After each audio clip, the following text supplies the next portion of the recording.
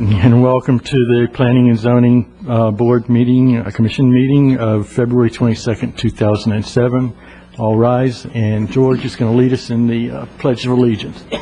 Pledge allegiance to the flag of the United States of America, to the republic which stands, one nation, under God, indivisible, with liberty and justice for all.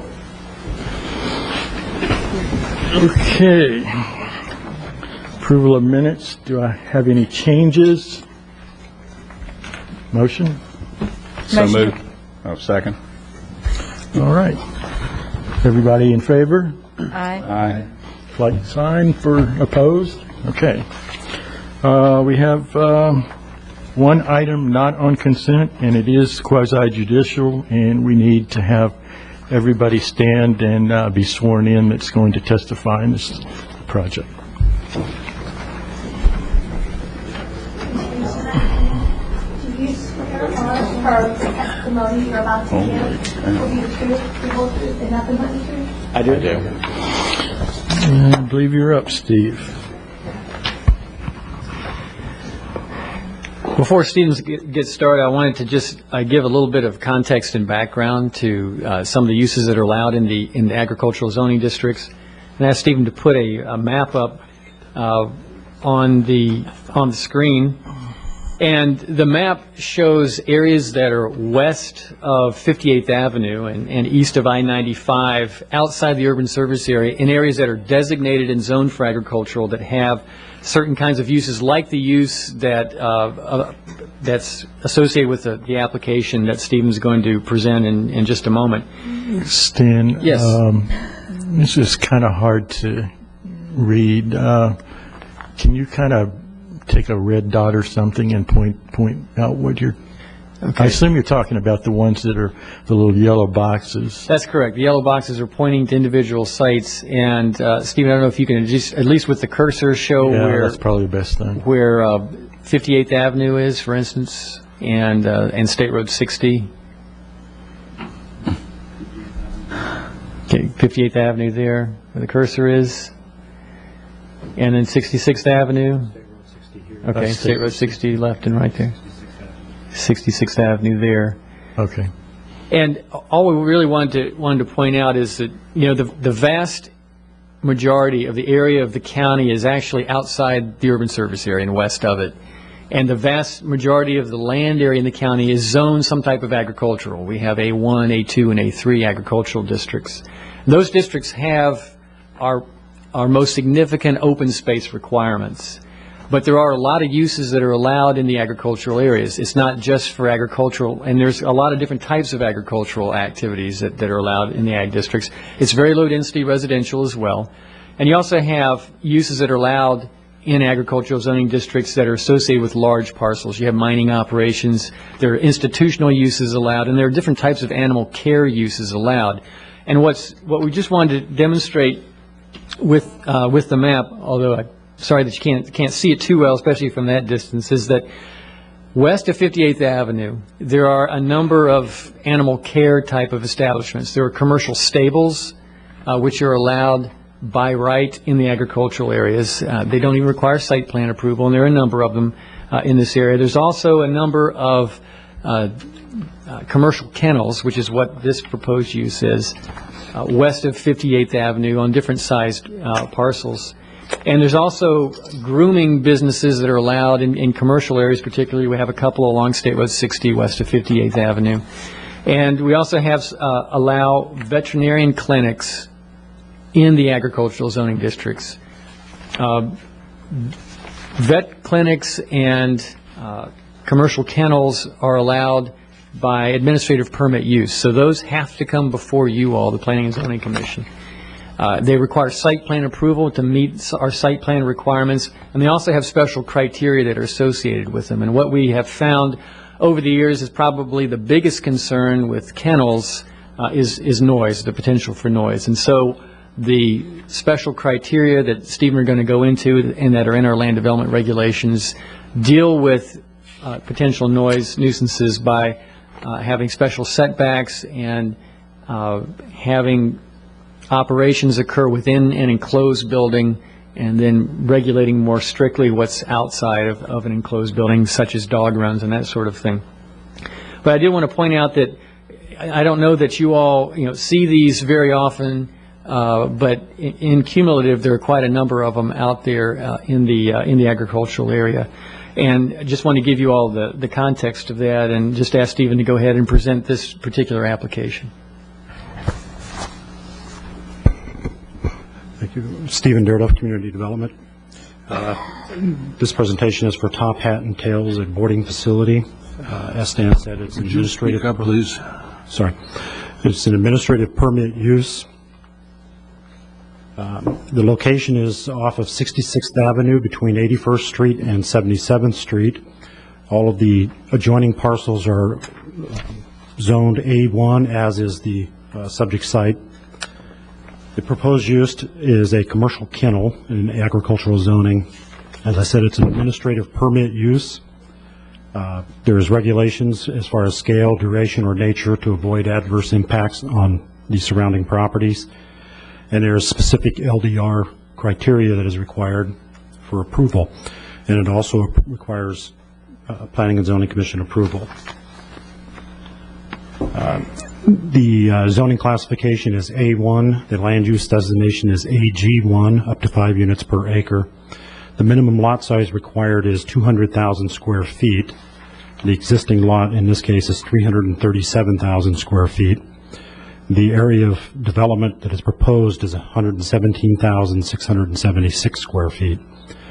The building area at build out will be 13,790 square feet under roof. However, only 6,130 of that will be enclosed. I've included architectural drawings of the buildings, and you'll see the gray areas with the little diamonds on the sides of the buildings. Those are actually like corridors within the building, and those are chain link fences that are screened. In our review, we decided that that was outside use, and that's why the building is set 75 feet from the property line. Here's a overall site plan, and we see the existing horse stables, which are currently part of Top Hat and Tails business, and they are currently a mobile grooming service. They propose the building. The outdoor dog runs areas are highlighted there, and then Seabreeze Farms Stables is just to the south. There's an entry to the property off of the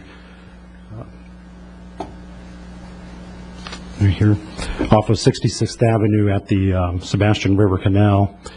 The developer or the applicant will enter an agreement, a developer's agreement for improvements at State Route 5 or County Road 510 and 66th Avenue, which is planned to be widened at the end of 2008.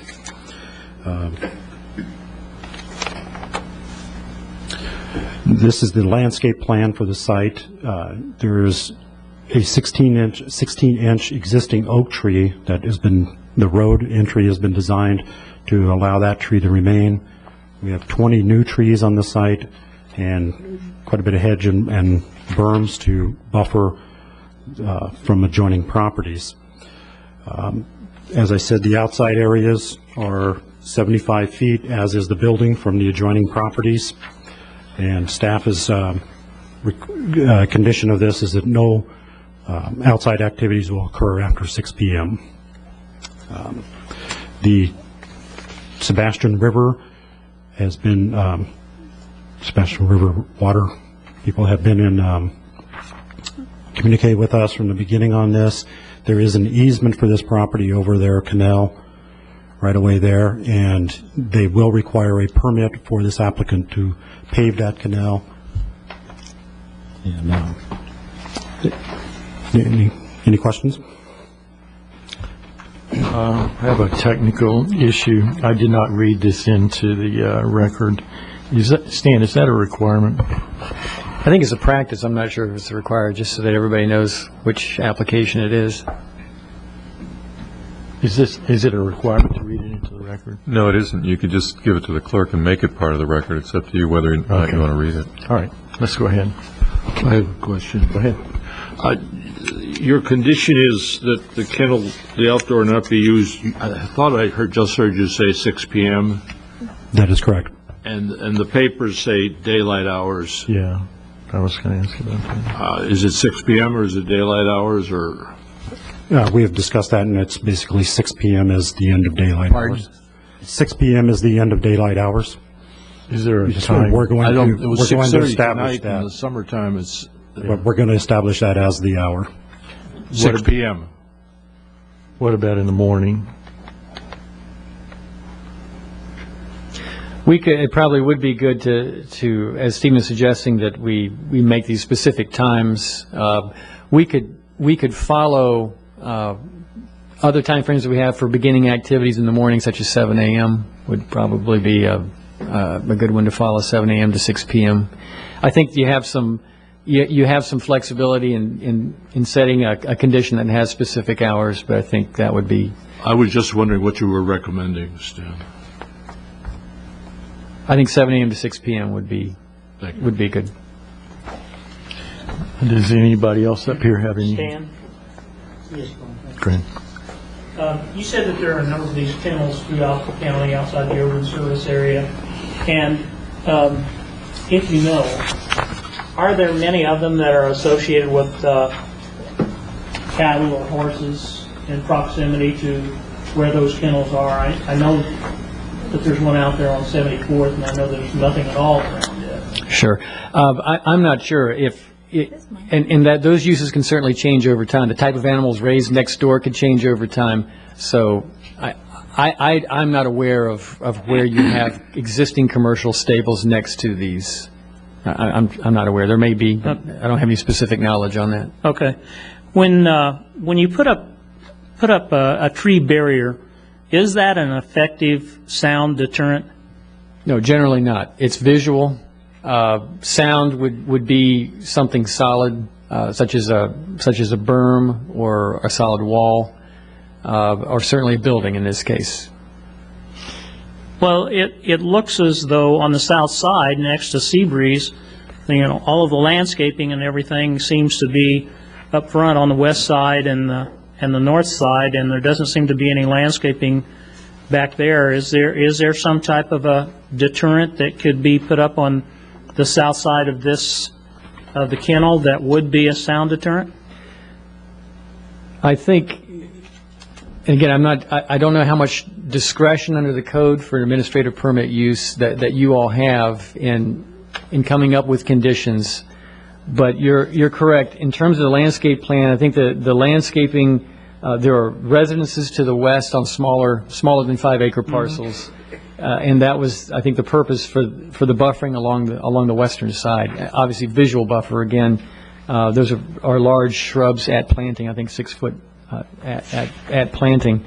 And on the south side, you're correct. If there was a concern about noise, and the Planning and Zoning Commission has the discretion to add a condition, you could add a condition for a buffer that was effective for sound on the south side. But I'd look to the county attorney to advise you on your discretion on that.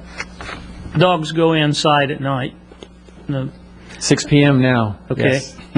And they go in at 6. Now, what kind of sound comes out of that kennel during the night? Is that building built so that you don't get much? Right. We don't have any studies that I'm aware of on sound attenuation, but I understand from Stephen that it's block construction, and of course you also have doorways to the individual kennel areas, and so I believe those are solid outside doors. So I think you'd be dealing with solid outside doors and some sort of block construction. All right. Thank you. Bob, Yeah, go ahead. with regard to that on the construction, I am a little confused because when you talked about the elevations, we had a chain link. It looked like chain link fencing in the block for the runs, I guess. Does that mean that the kennels are in an area where the dogs or whatever could not look outside when they're in their kennel? Can they see the daylight? Can they see outside? I mean, for better or for worse, I mean, everybody's been around kennels, dogs, are curious. When somebody walks by a kennel at some given distance, if they see them, they're glad they've got company and light up.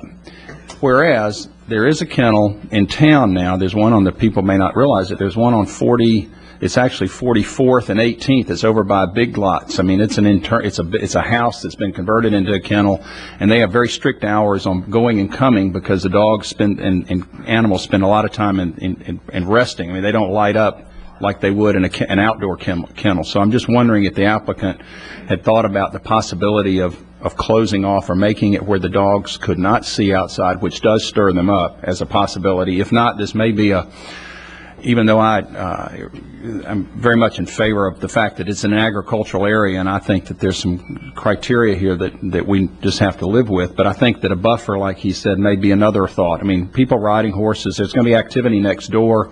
Those dogs see it, they're going to make a lot of noise. So I think that we need to possibly consider, voluntarily or not, something that would buffer the neighbor and or quieten the dogs down or keep them quiet during the day and at night especially. So I mean, personally, if they can't close off or make it darker for the dogs inside except when they're running around outside, if they can do a type B buffer, something that has a berm, which probably help drainage, everything else, but a berm, something so it's not seen, that would certainly deflect sound, I think it would be a lot more palatable.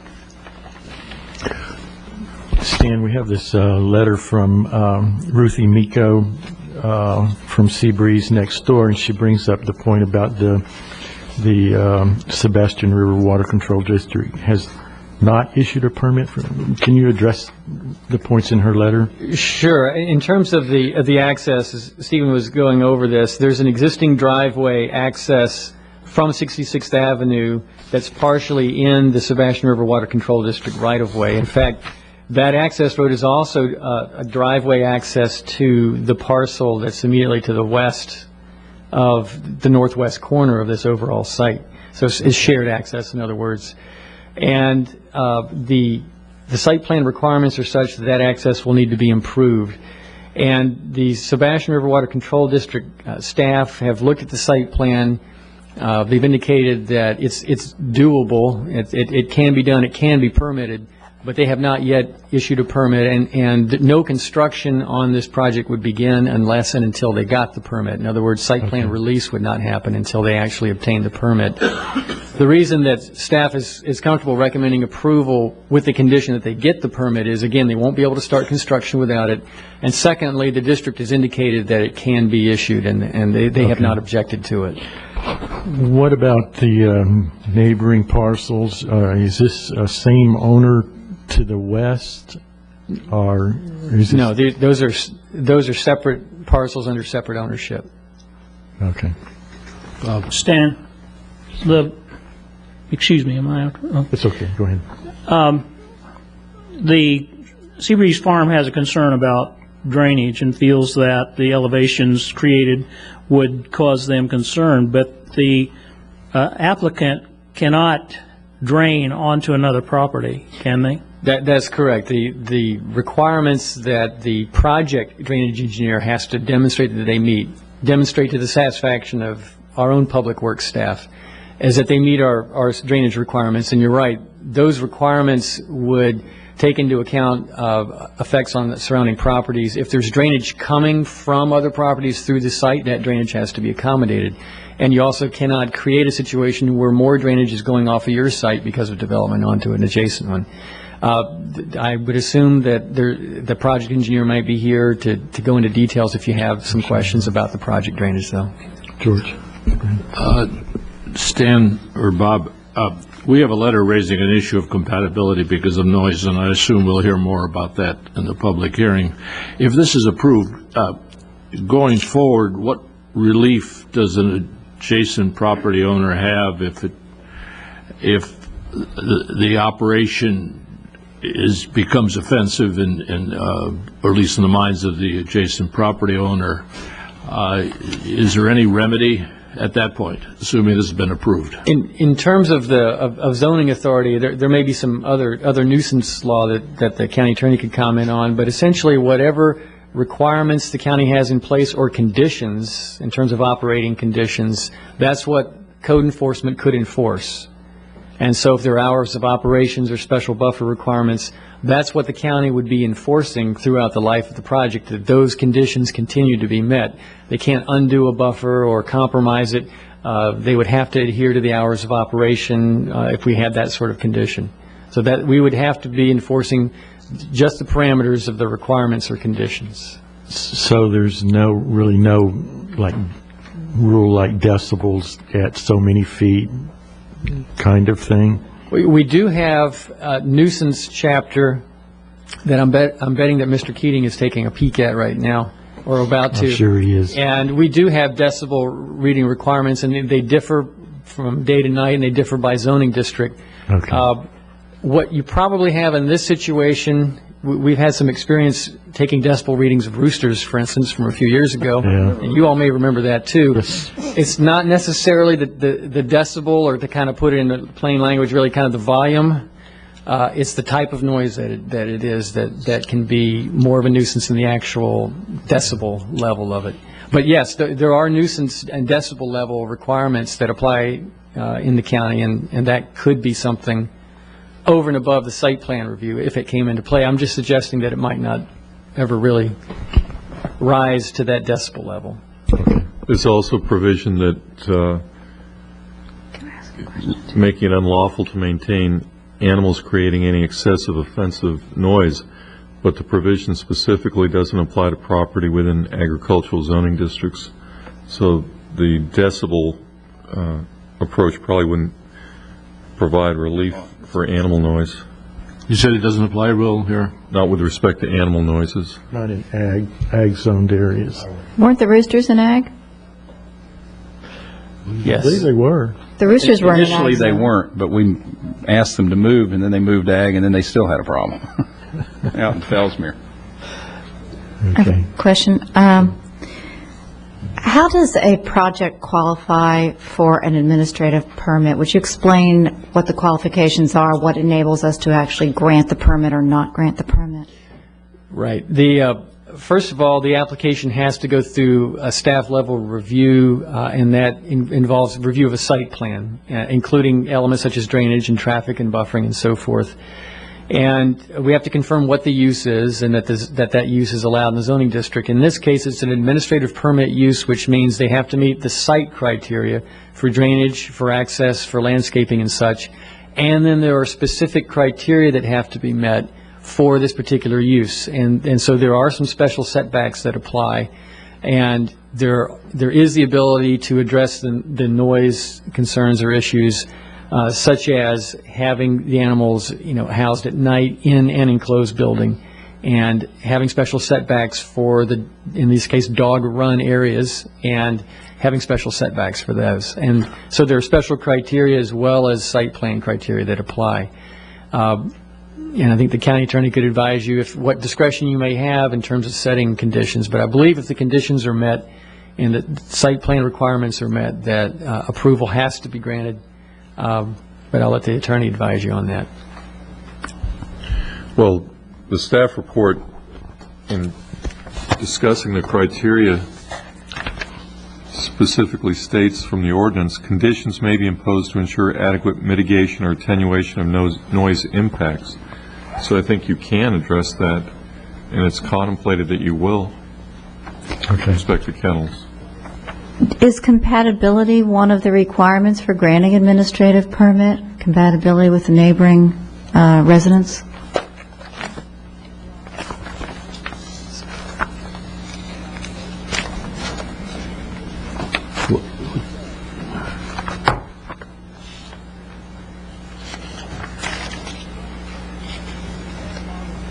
Well,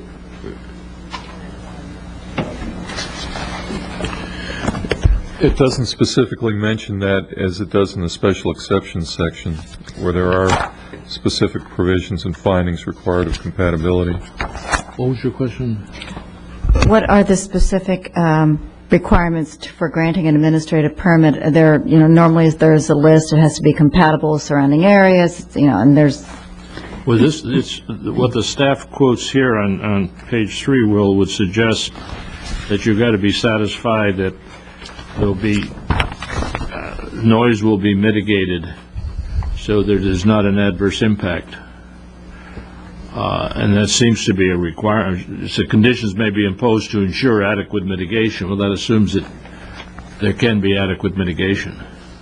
Right, I think the approach is that you look at the aspect of the use that could create an incompatibility or compatibility problem, such as noise, and then you structure a condition to address that. I think that's the approach.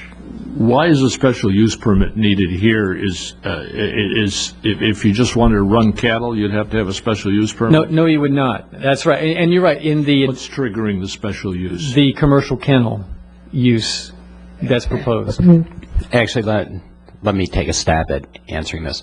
The way our zoning code is structured, we have different zoning districts and uses that are allowed in each zoning district.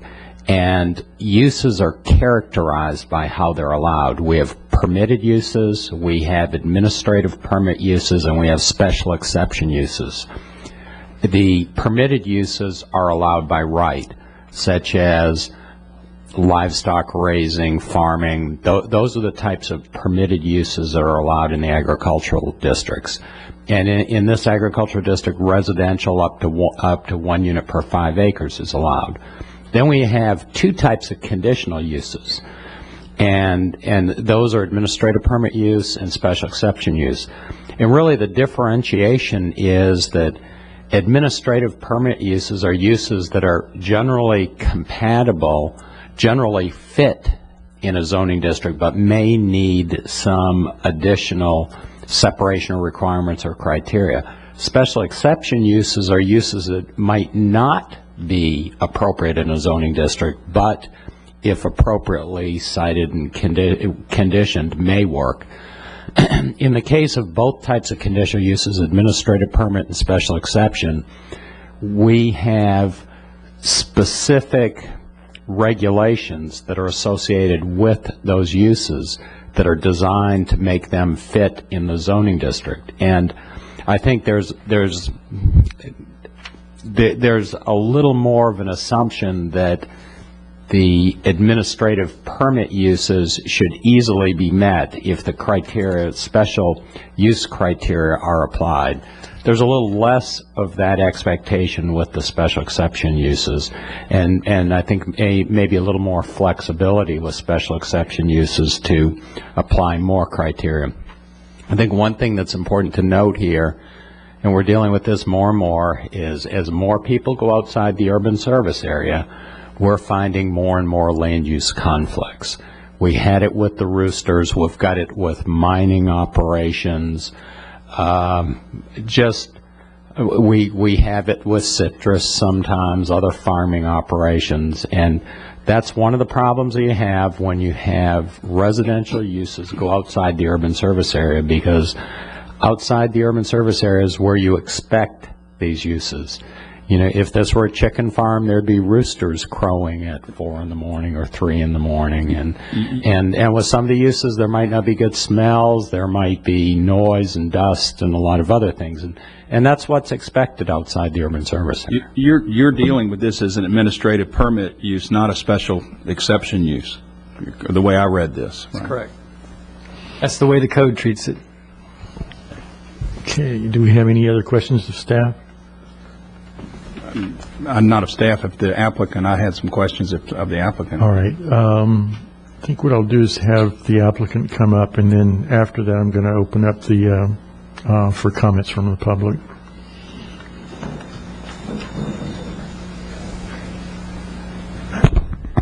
Good evening, members of the Planning and Zoning Board. Keith Pellin with Kimley Horn & Associates, representing the applicant, Mercer Beck Enterprises. We've got Chris Kretzfried, civil engineer, Alan Parento, traffic, as well as representatives from the owner, and Greg Burke, who's the architect, who can answer specific building questions for you if you'd like. We don't have really anything further to add to staff's report. I'll address George's questions about the building and that to the degree that I can, and Greg can fill in. The way the building is configured, it's sort of two wings, but there's a central hallway off of which are the individual kennels. Each kennel is enclosed, basically a block enclosure. Off that hallway, there's a full-size door with a small, window. Are these individual runs? these are enclosed spaces, just like little rooms. The kennel part is enclosed, but That's correct. a lot of people do trap doors, dogs go in and out of runs, or, I mean, Well- they have an individual run for the individual dog. Is And that we the have way that. this is laid From out? the hallway, you've got a full-size door that a person can walk into the kennel. Then at the other end of the kennel, there is a doggy door that's closable that opens out onto a run. Okay. So each individual kennel has its own run, and all of that is under roof.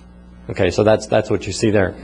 The outdoor area that's fenced, that's to the southwest corner of the building, is the sort of the open run area that you know, the animals can go out into occasionally during the day. So In the yard. If I may, the fence that you're seeing there, I guess I should identify myself first. Greg Burke, I'm the architect for the project. The fences that you're seeing there are a secondary protection in case a dog should happen to get out of one of the dog runs. We've got a 4-foot wide run, and then we've got another set of chain link fences, and then a 6-foot run for the dogs, and then the interior kennel. So you've actually got two sets of barriers from the outside. So there's a total 10-foot depth before you get to the interior kennel. And I would also add, the way this facility operates is that somebody comes, this is basically doggy daycare. Somebody comes, drops off their pet in a front office space. The dog is taken from there by a staff person and taken to a kennel. The general public doesn't typically go back into the kennel areas to pick up or drop off their animals. They're dropped off in a central location, and then the staff takes them. So really the only people that are walking past these kennels on a regular basis. I understand, but I are the mean, staff. if you've ever been in a kennel, and I'm sure you have, Oh. Keith, I'm not critical of anything. I just know that dogs they just like that company, and they'll let you know that. And then the dog next to them, and the one next to them, and the next to them, all let them know that they've heard about it. So, I mean, they start up and light up as they go. And I just know from experience, if you can enclose or drop a canvas or something where the dogs don't see out, they generally don't react as much. And there ought to be some simple way to kind of maybe buffer the dog seeing and therefore barking. In the exercise yard is just what it is. That's going to happen. But when they're in the kennel, there's probably a way to keep them from continuously or contagiously speaking. You know, and because I've seen it happen before. I don't think that the design is bad. I think there's probably something simple here, and I think there probably can be something done with the neighbors. The other question is, it looks like you do have space, and I do not. You know cost better than I do. Is it realistic to say, could this guy put a bee buffer on the front and the back, the west and the south side, with a berm, which would deflect the sound, and planting material? You've got the space to do it. You could shift around if you had to. You know, maybe financially unfeasible, but the reality is that would help. It's probably not required, but it would certainly help mitigate this and make it a little more compatible, I think. If there's a concern to the neighbors and horses are skittish, and you are, but you know, the reality is you're in the ag area, and so I have a tough time saying no to this, frankly. But on the other hand, I think we could soften it some if there's a real problem. Well, you know, anything's possible, George. I think that, you know, the cost of that would be, you know, this project has gotten way more costly than anybody ever expected for a number of reasons. We're at about $2 million right now. And that's for the first phase. That's not the entire build-out. The portion going from the southwest to the northeast is the first phase. The two parts that form the cruciform are second phase construction. I understand. So it's a pretty expensive I also project. think that you've got an obvious concern from your neighbors, and to be a good neighbor, maybe there's something you can come up with that would mitigate this, and so you all need to put your heads together with that, because George, I don't know how much the dogs are actually going to see the people walking by. First of all, we've got sound seals around the doors. So, okay. Well, That's let what I me was explain asking it. about. If Yes. they can't see out, then they probably, you know, they don't. It's a 2 by As soon as 2. somebody drives up, walks up, and the dogs in the kennel see them, and they're out in a run. It's a 2 foot by 2 foot square that's 6 foot in the air, well, almost to the top of the door. So you've got, you know, the dog's going to have to be jumping up to see anybody walking by. And as I say, there's sound seals on the doors, so it's going to make it a little bit difficult for them to know that anybody's coming by. You know. Excuse me, Greg. Sure. I agree with George. I think the important thing here is that you've got a new neighborhood, a new person in the neighborhood, and I think that they should go to extreme measures to try to be compatible with the people that have been there for 20 years with their agricultural use, and that over that long period of time, I believe they're owed something by the new neighbors to try to not change what they're doing there with horses any more than is absolutely necessary to be a neighbor. No disagreement. I live at Point West. I live on the 4th hole. Right adjacent to the 4th hole is a doggy daycare center. You've already permitted one of these in the urban service boundary. It's going to be tough for you to say no. Yeah, this is inside the urban service line, and you've got this situation. This is outside where it's permitted with the administrative approval. I guess I got two questions. One question is, have you taken mitigation measures to deal with the noise? What are they? And is it your position that they're adequate? Well, as I stated, we've done about as much as we can do from a design standpoint without padding the walls. Sound seals on the doors. The doggy door that takes you to the exterior run will be protected at night and shut down. It's an entire block structure. It has foam insulation in the walls. It's not 3/4 of an inch of fiberglass on the interior of the wall. The block is completely exposed, so we've insulated every cell that's not filled with concrete. So you've got a pretty solid structure. We've done just about everything that we can do to mitigate and to keep the sound levels down. I say I live next door to to the same situation. Believe me, when my neighbors found out that we had a doggy daycare center moving in next to us, they all started talking to me, and I said, "Well, I'm doing one right now out in the ag area." So we're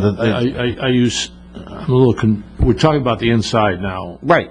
Yeah, we're talking about the structure that surrounds the dogs. And you've done everything practical, but you're not saying that's enough to take care of the sound. Well, we haven't done a full acoustical study. Our clients aren't paying for that kind of a service to actually figure out, one, it's going to depend on the size of the dog that's in there as to how much noise is created. How can you quantify that, George? You're going to have different set of dogs in there at all different times. Sometimes the kennel may be full. Sometimes there may be 2 dogs in there. So your levels will go up and down. I think from a design... Is there industry standard here or practices? Well, this is the first kennel I've designed. I don't claim to be an expert in kennel design. So is there an industry standard? I don't know. The initial design that was brought to us to override was one made with structural insulated panels. I think we'd be a lot worse off with those than what we've got right here. There have been other kennels built. Well, I live at Point West. I live on the 4th hole, and right next to the 4th tee box is a doggy daycare center. And that's all that was done is in a regular house that was converted into a doggy daycare center. They have the same operation. 6 o'clock, they got to shut it down, and they can't start till 7 in the morning. So we have that same. I live right next door to that situation. Did that have to come before P&Z? George, if I may add, relative to the site and what we've tried to do to I guess mitigate sound to the neighbors. If you look on the site plan, you see the double dash line that comes down the west side of the site. That is essentially a stabilized fire access lane that we've had to create because of the size of the building and the fact that we don't have pavement all the way around the building. So that's what that is, and so we've put this double hedge on the inside of that stabilized surface to buffer this facility from the homes that are the 2 homes that are to the west of us. Now, to the south of us, as you saw in the aerial, is basically an ag operation that there are horses and dogs that are there. And so, that there is technically no requirement to buffer, similar uses. We do have along that edge, we're having to create a drainage swale to make sure that we're not draining onto that property. I think strictly the distance that this building is from that property, as well as the hours of operation, are the types of things that I think mitigate that noise. Short of building a 6-foot berm, which I think is somewhat impractical in that location, as Stan said, I don't know that,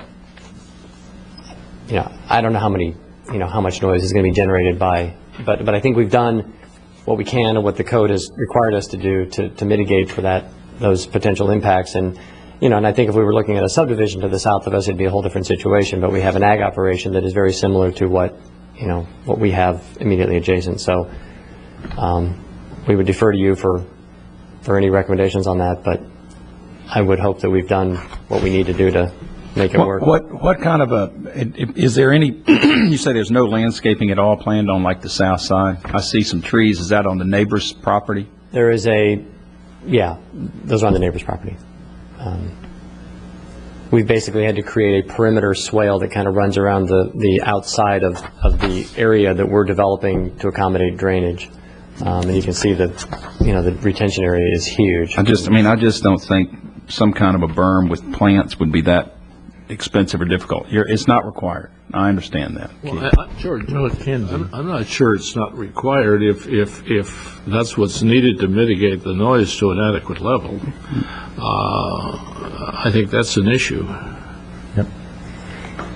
I'm not seeking to impose a condition that doesn't make sense, but... No, I understand. I'm not...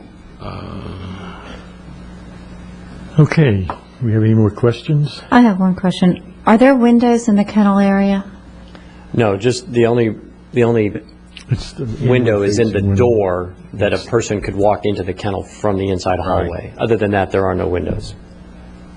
What's the height of the bottom of that window? You said 6 feet? Well, I'm trying to recall, we finished the drawings quite a while ago, and one of my associates actually carried out most of this project. I think we have 6'8" doors, so they'd be, approximately 5 feet above the ground. It sounds to me that dogs in the kennel area, I'll say, probably are free. I mean, they're not going to be interacting so much. It's when they go out in their runs. Right. When they can see outside, when they go through the door, they go into I'm assuming from what you said, we got a hallway and runs going in one way, and they can go in and out of the runs and at will. One thing we could during the day, daylight hours, or you take them out to walk them and hope to avoid a mess. So. Well, one thing that could be done, George, maybe if you've got a concern, and I've already had this idea brought up by the applicant and the owner's representative, is that we could put the vinyl slats in between the chain link fence so that even when the dogs are in the runs, they won't be intimidating each other. So there's it's not going to mitigate sound necessarily, but it might minimize or lessen the amount of interaction. That's kind of what I hadn't thought about that. But anytime, it just visually, the dogs will not react if they don't have a solid visual target. I mean, they, generally speaking, the reason I don't remember the doggy daycare near you, but I do remember the house inside the urban service area.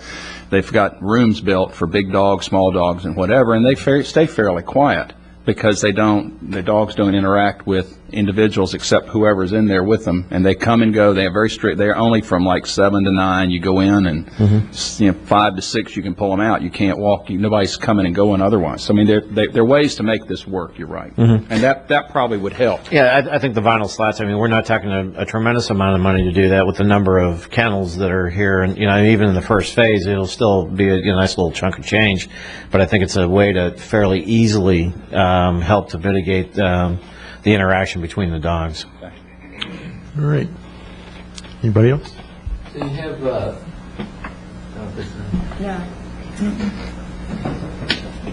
Thank you. You have existing horse stables on the same property, just to the east, is that right? And that's commercial too?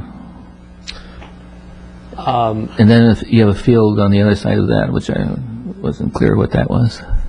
Well, it's basically a paddock area for just horses, exercise area for horses. The far right one? Yeah, those the two east? fenced off, kind of flat, grassy looking areas. Those are basically just horse paddocks.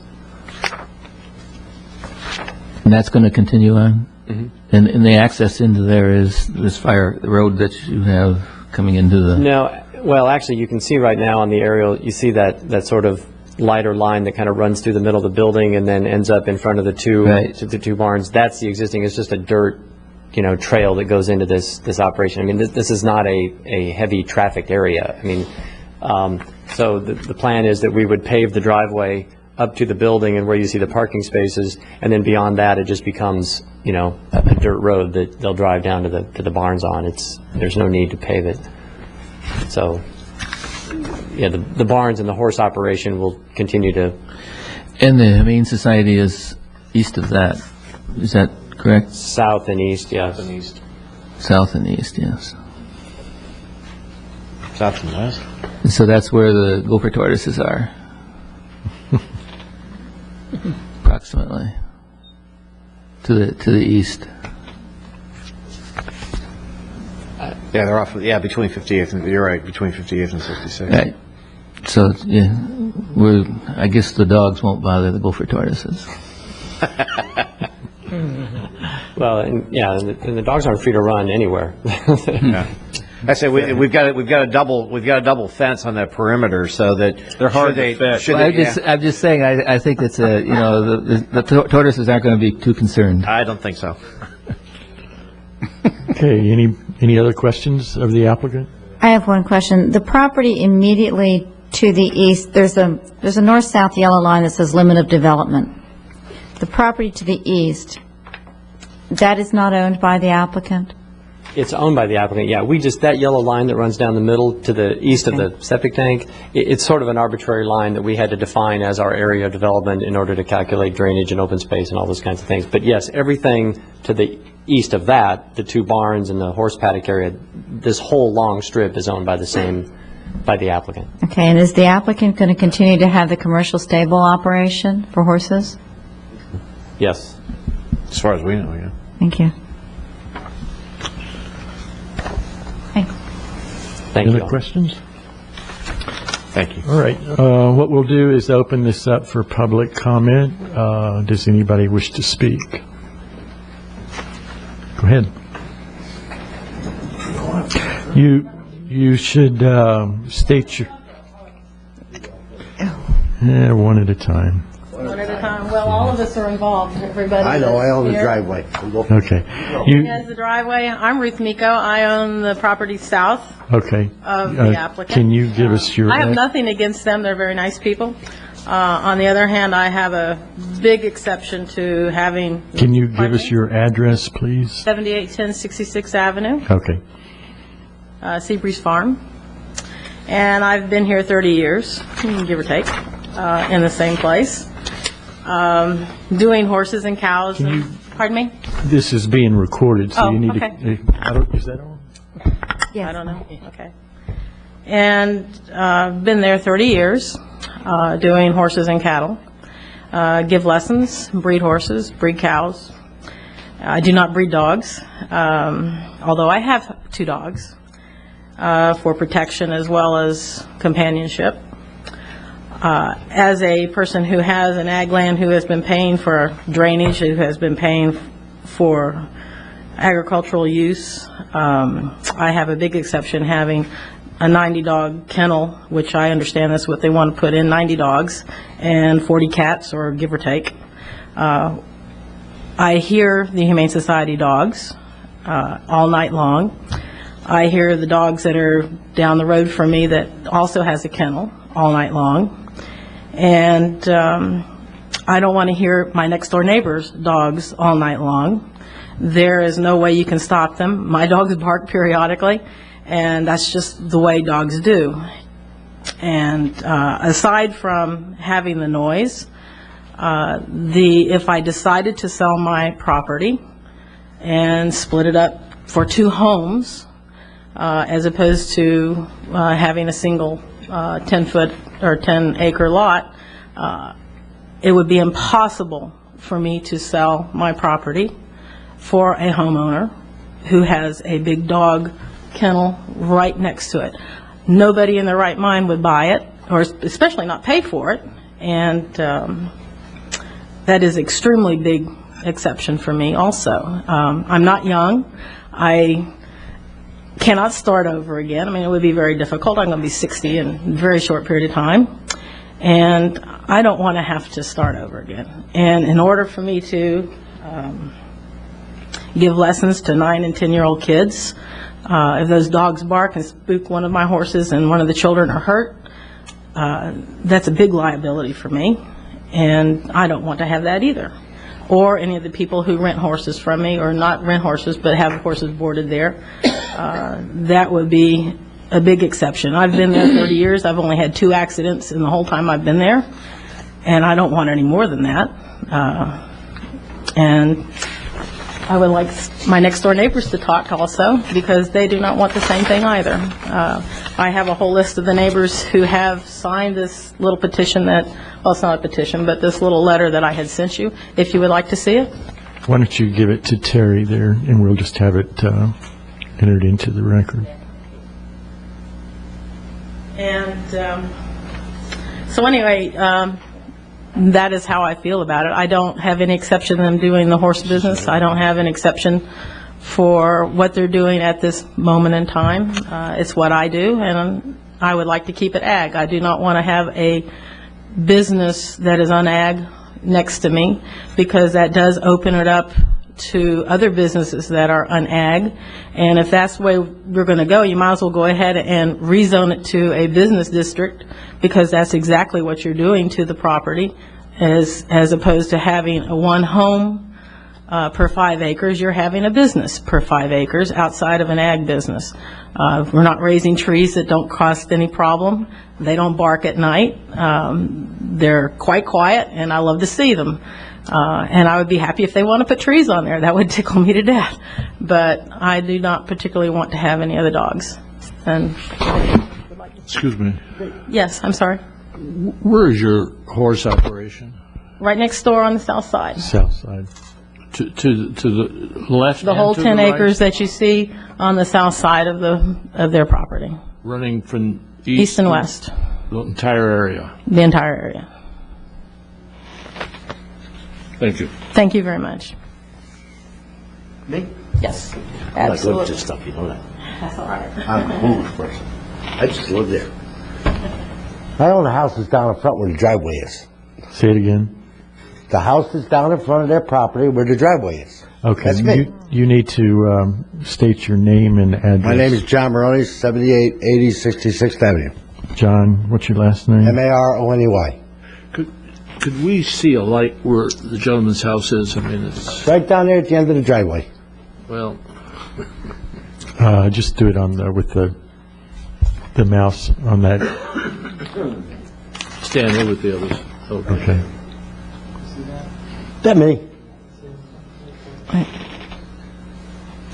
Now, you share a driveway with this operation? Yeah, I let him in there. Say it again. I let him in there. Technically. Let them use it? I have a piece of paper here signed by Vero Beach, city, town, county commissioners, whatever you want. Says 185 feet of that driveway is mine.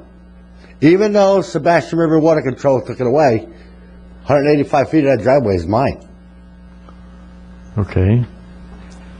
Now, where they want to put that road, or widen it, or whatever they want to do to it, there ain't enough room between my house and the ditch. Sebastian River Water Control. There's only a 5-10 foot road there. There's only room for one car. Just 1 second. Can you guys kind of enlighten us on this? Well, I think the plans that you have in your packet show the improved driveway and the width Right. of the improved driveway. And again, the Water Control District staff has looked at it. It doesn't actually show on the graphic that Stephen has up right now. I think you'd have to look over by 66th Avenue. But yes, there is an existing driveway there. It serves this property and this gentleman's property, and he has a driveway, I think, that comes off of it from the south side of this. I guess it shows it better in this graphic here that Yeah, we have. And so basically, what is being improved is the driveway is being widened and paved, and those improvements go to the north side toward the canal, toward the ditch. Whether there would need to be, guardrail or what have you, that whatever the drainage district is going to require, they'll require. He must have an easement then from the county across it to get into his property. He doesn't own it, but he has an easement. I don't know that it's. You like to see the paper? I don't know that it's the county. It's probably the Water Control District. No. This is signed by Vero Beach. You want to see it? You can show it to our attorney. You can show it to our Why attorney. don't you give it to Will and let him take a look at it? I find it hard to believe City of Vero Beach, but That's 1950. They owned the property originally, the people I own the house, I bought the house from. They owned the property originally, the whole plot. And they sold off the back, which was an orchard. And then they turned it into a horse kennel. Okay. And that's the way it's been for all these years. And now they want to turn it into dog boarding. And I have all the paperwork from 1938 when they bought the property. And I have all over there. Everything's signed, sealed, and delivered by Howard Bailey. So from that canal that's on the north side of your home, your 183 feet that you say you own, where does that start and end? From what I gather from the 66th Avenue up to the fence. I mean, it looks like, it looks like he owns, if that's the case, it's most of the property going in. Yeah. You got it. Oh, have to be almost all of it if it's 183 feet. Hang on. I mean, it looks like about 180 feet. But. Do you see a scale on there? I don't even see a scale. I got maps, I got everything. Sorry. This man kept everything from 1938 on. Okay. We got maps and everything here.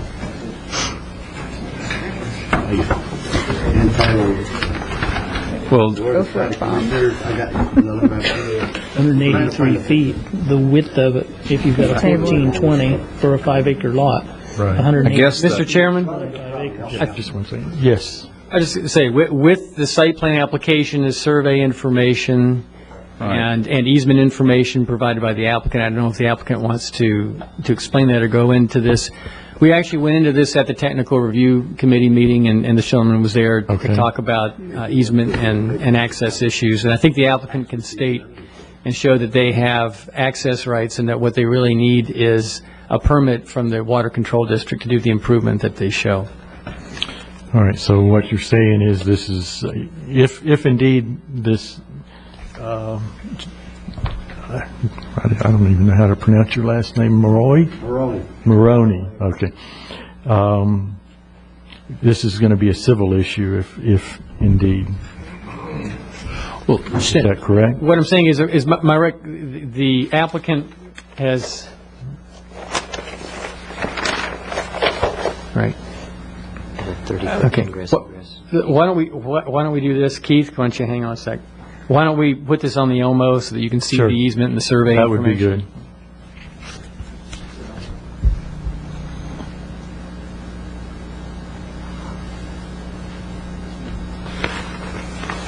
Right here, this is it.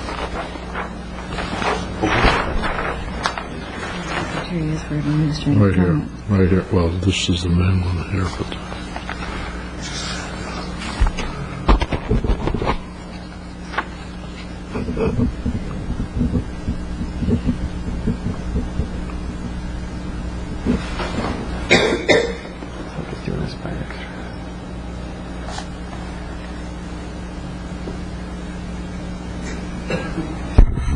Trying to figure out why this is showing this like an X-ray.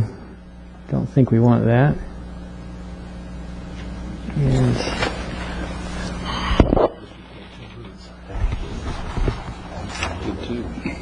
why is it showing it like that?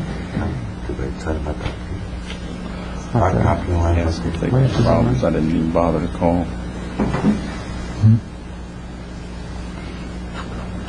So yeah, if you think.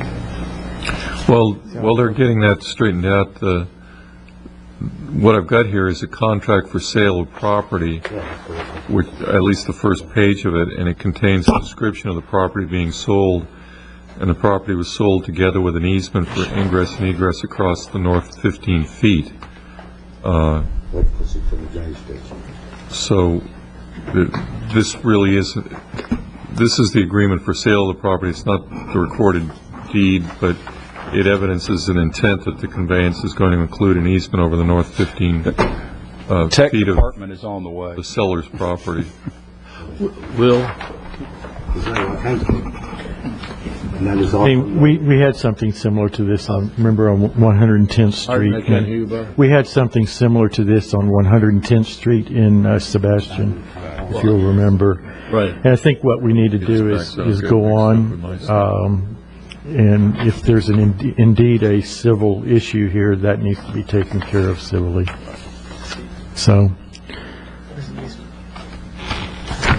hard to believe this next one here. I mean, Bob and Stan, are you basically saying that the concern that the owner has that's here now, that has been determined already in the technical review, and that the allowance for the road, the ingress, is now only associated with the permitting from the drainage district? That's correct. If I was able to show you the survey information, it would show you that within the Canal R-14E right-of-way that the district owns, that there is an easement over the south 30 feet of that, and that this applicant has access rights to it, as I believe the gentleman here does as well. And so that entire existing and proposed driveway area is within canal right-of-way, and there is an easement from the district to the property owners to allow them to use that. I think that's what you would find. With that said, I think we need to go on. This is probably going to be a civil matter between you and Top Hat and Tails, so you probably need to address it that way. I think what we have to do is... Fine. We're going to have to rely on our staff and the surveys that were presented. So let's hear from your other neighbors. Okay. Does anybody else wish to speak?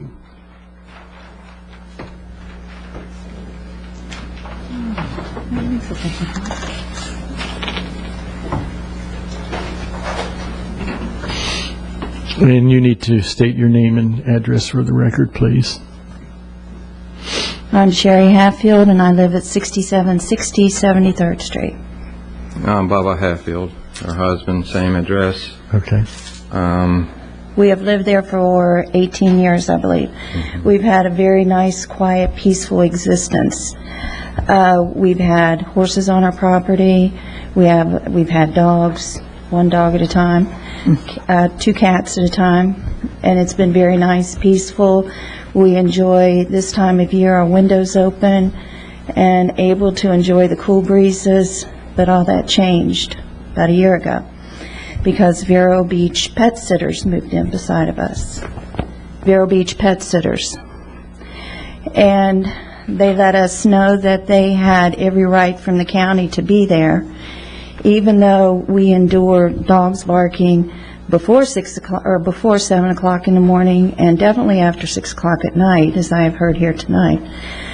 And I've made numerous complaints to them, and their response at one point was, well, we're trying. Well, what does that mean? We're trying. And then other times they will try to quiet the noise down. It's not the dogs, it's the noise, and then they see each other and all this. It's an open kennel.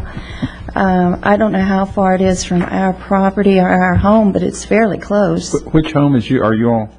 They're not. Put that Vero back. Beach Pet Centers is the third one down on, No, can we put the site plan back up, or plan that? You're not affected. The aerial? I mean, how far are you from this kennel? we are, Well, we're speaking on behalf of Seabreeze Farms. Right. is what Okay, we're here. I got you. All right. I'm with you. I didn't think you were. I Right. was going to say, I didn't Although think you lived out there. Seabreeze Farms says that they hear these dogs. the dogs beside of us. Okay. But we sit in our home, and like I say, I'm just speaking for her and her neighbors, that we sit in our home in the evenings with the windows closed, the doors shut, the TV on, And we still hear them. and it's Have one of them you- deals that just goes have you- on and on and on. Hours sometimes. Yeah. Have you gone to code enforcement over? No, we haven't. Not We've yet. actually tried to be good neighbors. When they first came, they were on the east side of this home that they bought. The east side was away from us. We're on the west side. Then they got permitting to go to the west side. When they were on the east side, they had, 18 dogs they said they could keep there. Now they have 28. 28 dogs, Well, I I think. think or they're something. permitted for around 28, and Well, how far are they they built a from you? building on, Okay.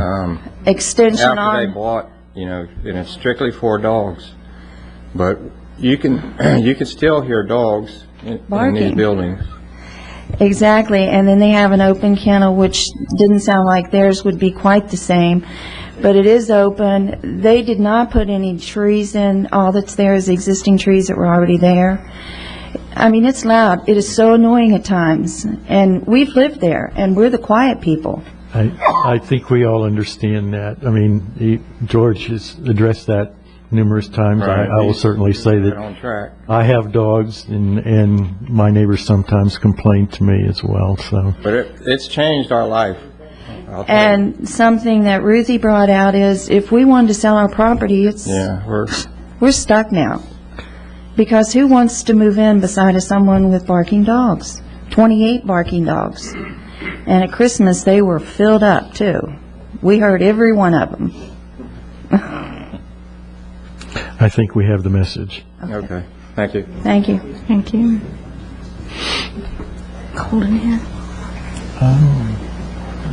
Turn it down. No, I just wonder if you're uncomfortable. I'm fine. Okay, do we have anybody else that wants to speak?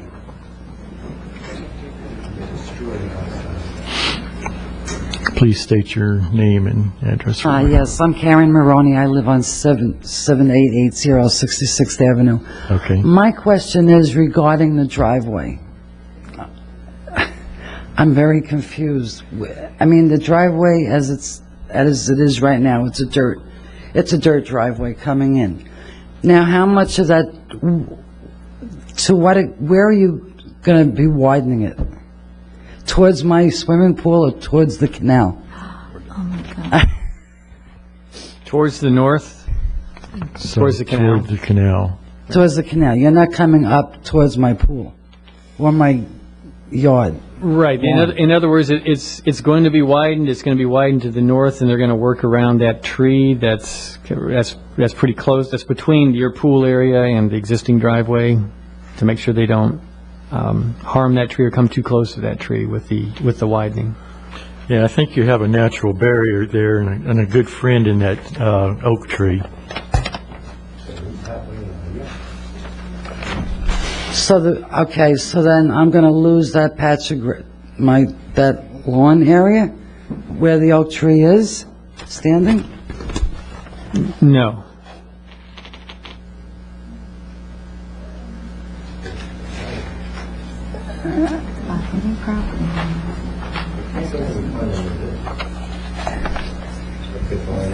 It's difficult to see on this aerial exactly. I mean, you can see the yellow lines, but what, is that just a shadow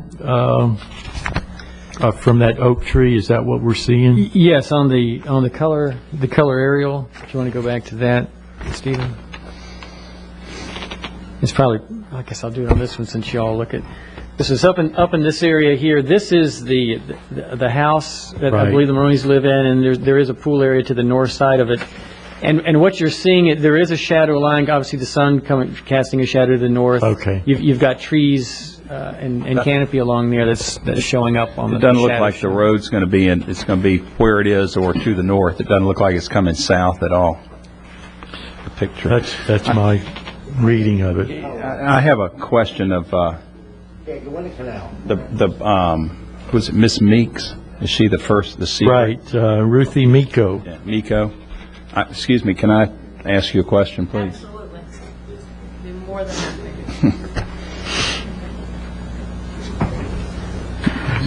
Give you your shot here. Inasmuch as this is the agricultural area, and that, good or bad, this in my mind does qualify, is there anything you can think of that would satisfy you in mitigating this that would help? You heard you heard the questions that I was asking them. They were talking about putting in the shading in the kennels so the dogs don't see out, which should help the reaction of the dogs. We talked about landscaping. Is there anything in your mind that would help? Well, part of the problem that they're wanting to do is putting a cement drive on the ditch that I still do not have any drainage on for the 30 years that I've been here. And if they decided to That's not widen the ditch, then I still don't have any drainage. Right, it's not their And I fault. can't go across their property. That's a big thing for me. It may not be a big thing for you, but I've lived here 30 years, I've paid my taxes every year, and I still don't have drainage, which we are going to go across to the drainage district, March the 6th or whatever it is, and we will go across, in front of the board there. But that is also an issue of when it rains, when we have the hurricanes, when we have, where does my water go to? Because their water still falls onto my property in the back. I don't know if you can see it. I understand, but we also all have been Yes. told that the engineers have to take that into account. I understand that, but they're going to raise the land, and they have to raise the land in order to put this dog kennel on, this 90-dog kennel. But And- Building a there's a very stormwater large lake. Pardon? There's a very large lake that's going in there. It's not as that well. large. I have a lake on my property, and when it's flooded, it floods over, and I have 3 feet of water from the main road all the way back, except for my barn. And you can't tell me that that is going to hold the water from a hurricane or any of the big major storms that we've had. I know it doesn't. I've lived there. All my neighbors have lived there, and they know it does not hold water. It'll hold just so much, and then where's it going to go? Where's the overflow going? Did you have any other thoughts on mitigation of noise? What can I say? All I can say is that I don't want the noise. I don't want the problem of having my kids or the people injured because of the dogs yapping and whatever. If they got loose, the cost of my property, if I wanted to sell it, I wouldn't be able to. Those are the main things, Okay. Thank you. I guess. I don't know that we're going to be able to mitigate that. Do we have anybody else from the public that would wish to speak? Okay, seeing none, we'll close the public comment period. I've got a real serious problem with this. Unless the staff can help here, George says it's agriculture, but I'm not a farmer, but keeping dogs, maybe that's agriculture. But clearly there's a requirement here of mitigating the noise in an adequate way. And there hasn't been a lot of comfort given by staff or anybody that in fact there's mitigation, but steps have been taken. But on the issue of adequacy, is it going to be adequate so that the horses don't take off, or so that our neighbors don't have dogs barking all night? I mean, I guess that's the issue. And are you satisfied, staff, that the mitigation measures have been taken, so you're not going to have that happening, or is it that's just the price of running a kennel? Well, I think as the applicant said, they haven't done any acoustical studies or analysis of exactly what the effects would be. They've obviously done, arranged the indoor facility and the type of building and so forth to be substantial, and I think some of the visual buffers to keep the contact between dogs might go to address it. So I think what they've done is probably at least as good, if not better, than other facilities, other commercial kennels. But no, I'm not an expert in sound attenuation, and I don't know of a study that's been done for that. I don't know, and I don't know what the objectives would be. And if they haven't, there's no remedy thereafter. No, other than the nuisance, the Chapter 974 decibel thing that we had mentioned before could apply. Thank you. Has this ever been tested, this decibel level? Again, in agricultural areas, the only testing I can remember having done at staff level was the rooster issue we had there outside the Fellsmere. You did do it there? It was done there. Staff did do it there, and I don't recall that the decibels were ever violated. It was a nuisance from all the reports, but it didn't cross that threshold. Anyone else? I have a question. I do assume that the dogs will be allowed to run out free in the kennel. They have dog runs that they'll be in during the day, correct? Sure, dog runs. Yeah. There are exterior dog runs. No, the dog runs are underneath the roof. So they won't be outside? The dog runs are underneath the roof, and behind the screening. I didn't understand that. But that's an open area. But there are no walls, there's no noise That's correct. It's under roof, and that's correct. And they are open. There are chain link, as I think Greg Burke explained how they've got those. Okay, so we tried to address the noise during the night. I think there's a strong concern about the dogs spooking the horses during the day with children on them, and I don't know how you mitigate that.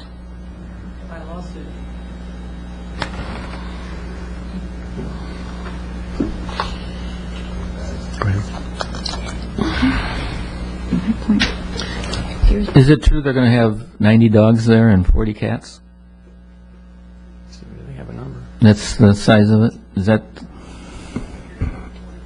The exact number in the beginning is considerably less than that, but I believe that is the number at full build-out. And so this is a daycare center then, too? Is that accurate? Yes. And so you got parking places for people coming in with 90 cats, 90 dogs and 40 cats? It's going to be dropped off. So. Well, still, you're going to have, for an agricultural area, having 130 cars coming in and dropping off twice a day? No? Go ahead, Keith. If I might. Sure. The term daycare center is not really appropriate. This is a boarding facility where people don't come in the morning and drop off their cat and pick it up at night. I suppose there might be a rare occasion where that would happen for some weird reason, but typically this is more of an extended stay. 3 or 4 days I'm going on vacation, I got to drop off, leave my dog somewhere because I'm not going to be home to take care of it. That's the type of facility this is. The term daycare center was used only because we had to use that land use in order to do our traffic study, because there's no similar traffic, no similar use in the code that speaks to traffic for a facility like this. But it is not an 8 to 5, not like you're dropping off your child to school facility. So you don't, how did you decide to go that way then for traffic? That's the most traffic that you would expect to see there? Or how did you come up with a daycare center for a dog kennel? I was trying to avoid this whole conversation, but I'll let Chris and Alan Parenzo, who is our traffic engineer, address that. Go for it, Chris. Chris Moore, Assistant Public Works Director. We wanted to use something that was more intensive than, say, a veterinary clinic. But that's the best we could come up with because there's no exact use for a doggy. So if it was a daycare center for kids, the way we treated the traffic was similar to a daycare center for kids, yeah, right. Dropping them off so it can handle 130 kids. Right. When we broke it down and looked at peak hour traffic demand, obviously you're not going to get all 130 pet owners coming and going in peak hour. And 36, when is that going to get widened? 36th Avenue? 66th Avenue 66, is going to begin widening in 2008. So they're going to put a... Bruce has anything to say about it. Yeah. On his side of the road. And so until then, there's going to be quite a bit of traffic on it. The other question I had was on the size of the lots. These are grandfathered in, the neighbors? They're certainly not 5 acres, so they were... You're correct. They are not... They were grandfathered in back in the 30s. Well, it wouldn't have had to have been that long ago, but back in 1971 was the first time the county established the 5-acre minimum in ag areas, and I'm sure those properties were there before that time. Mr. Chairman, if I might. Sure. When the owner's representative approached me for the design of this project, what we were told initially is that the design for this facility, I don't think they expect to have 90 dogs here day in, day out. They may have them, I don't know. And I don't think we can get 40 cats in we have a very small room in the front of the building that is being used for cats in the office area. So I don't think you're going to get that. But the primary role for this building was to board the dogs for the owners of the people who live on the beach when there's a hurricane here. That's what was told to me. Well, No, you're about getting there when it rains. You haven't been there yet. I have. Up to my neck to walk up. Okay, let's be very civil here, please. Well, quiet back there then.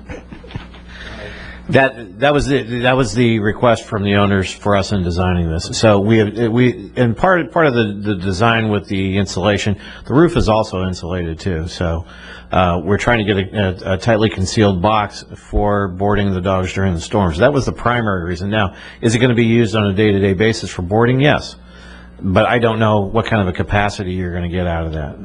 That intentional, the first phase will have approximately 45 or 50 dogs, and then you'll have 45 or 50 in the second phase. And I don't think the owners have any intent on having that place full all the time. I would. How that works? Well, yeah, sure. I mean, if you're running a business, you do. But as I say, that was the goal that was expressed to me when they came to me for the design. Bob? Okay. This, to me, I think that the applicant has done due diligence, with maybe the exception of the south side. They could probably do a little bit more there to try to help their neighbors out. But this is one of those unfortunate issues associated with growth where the applicant meets the allowances by staff. Staff has approved it, and the reality is that the people around it are going to hear dogs barking, and there's going to be a big increase in the traffic associated with their homes and their livelihoods. I mean, that's the reality, and I don't think there's much more that's going to be done that's going to change that issue. Would you like to make a motion? I have before there's the applicant had indicated that they would put the the shades, vinyl slats, and that would go all along the perimeter where the chain link fence is, in between the chain link fencings along the building on the outside. Is that where you were talking about? If that system will work, yes, we'll, I mean, if not, I mean, you could drop canvas. I mean, there's something you could do to shut the dogs off from the outside world, even though they're in their own runs, which would mean they're not going to see what's going on, which would certainly help quiet them down. I don't think how often do you come in the exercise yard? Is that every dog every 4 hours or something? I mean, how often do they go outside? There is no exercise yard outside of the kennel. I think he needs to come to the mic. Well, I mean, I see animal exercise yard here. Yeah, I mean, there is a fenced-in area actually on the southwest side of the building, and Okay. I think that's. I see a pet swimming pool as well. No, looks like a Ritz. It's but I mean, they obviously have to bring them in and out for purposes of sanitation, nothing else. There are two exercise yards. Look like there's a lot of room out there, but there isn't as much room as it looks like on that paper. The main thing is that those are the two. The only other question is there any way to buffer that south side, landscape wise? You have the space. You've gotten this far. I would think that you should. I'm thinking that that's not gonna. That would. There's the two items. I mean, from my standpoint, if you got the slats, and if you put in some kind of a mitigation, a buffering system on the south,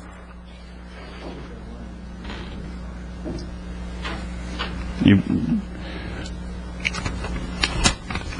will have gone and done what you can do. Get hurt from this. There. I will definitely.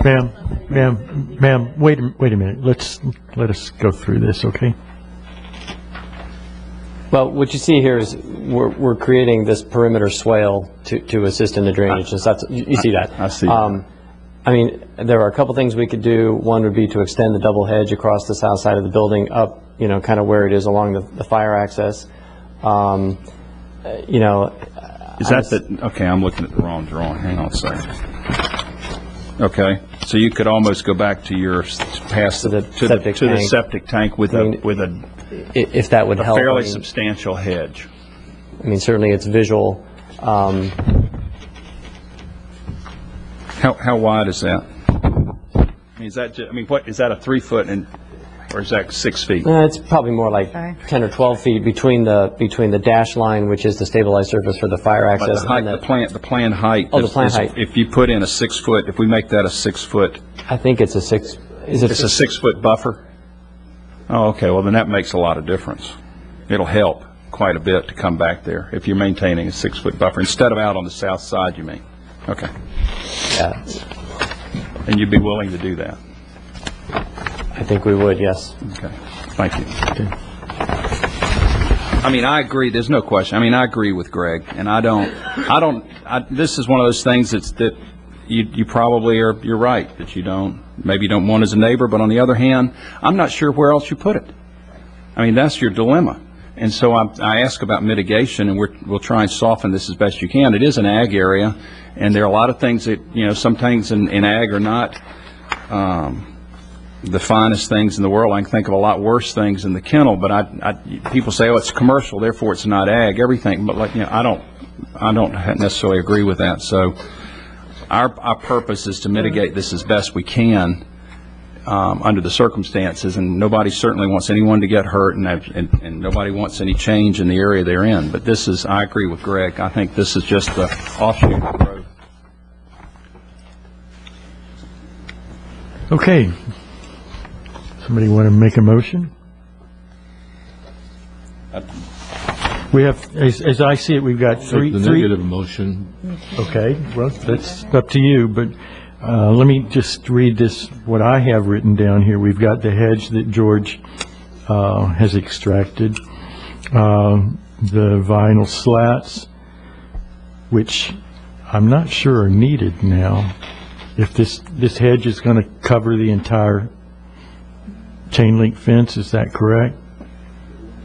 No, just in the runs. If the hedge is designed the way they explained it to me, my understanding would be it would come around, it would wrap all the way around from where you see it stop all the way down to the proposed drain field, and it would be 6 feet tall. Right. And I don't know how wide it is, but it looks like, as Keith indicated, let's say it's 10 feet wide. It's a fairly substantial hedge. I would say that So the slats if you put the criteria in there that's got to be that wide and that tall, I mean, it's like putting in a substantial buffer.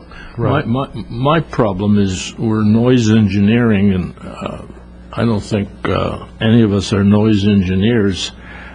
I'd be perfectly willing to see this table and let the applicant come back with a noise engineer that shows that the sound has been mitigated. But right now, I'm sure these things you're talking about will lessen the sound, but that isn't the question. The question is it being mitigated? Would you like to make a motion? I'll make a motion we deny the... Deny or table? Well, if the applicant, I certainly would defer to the applicant on that. If they want to table and work this further, I certainly will make a motion to table. I don't know if there's votes for either one.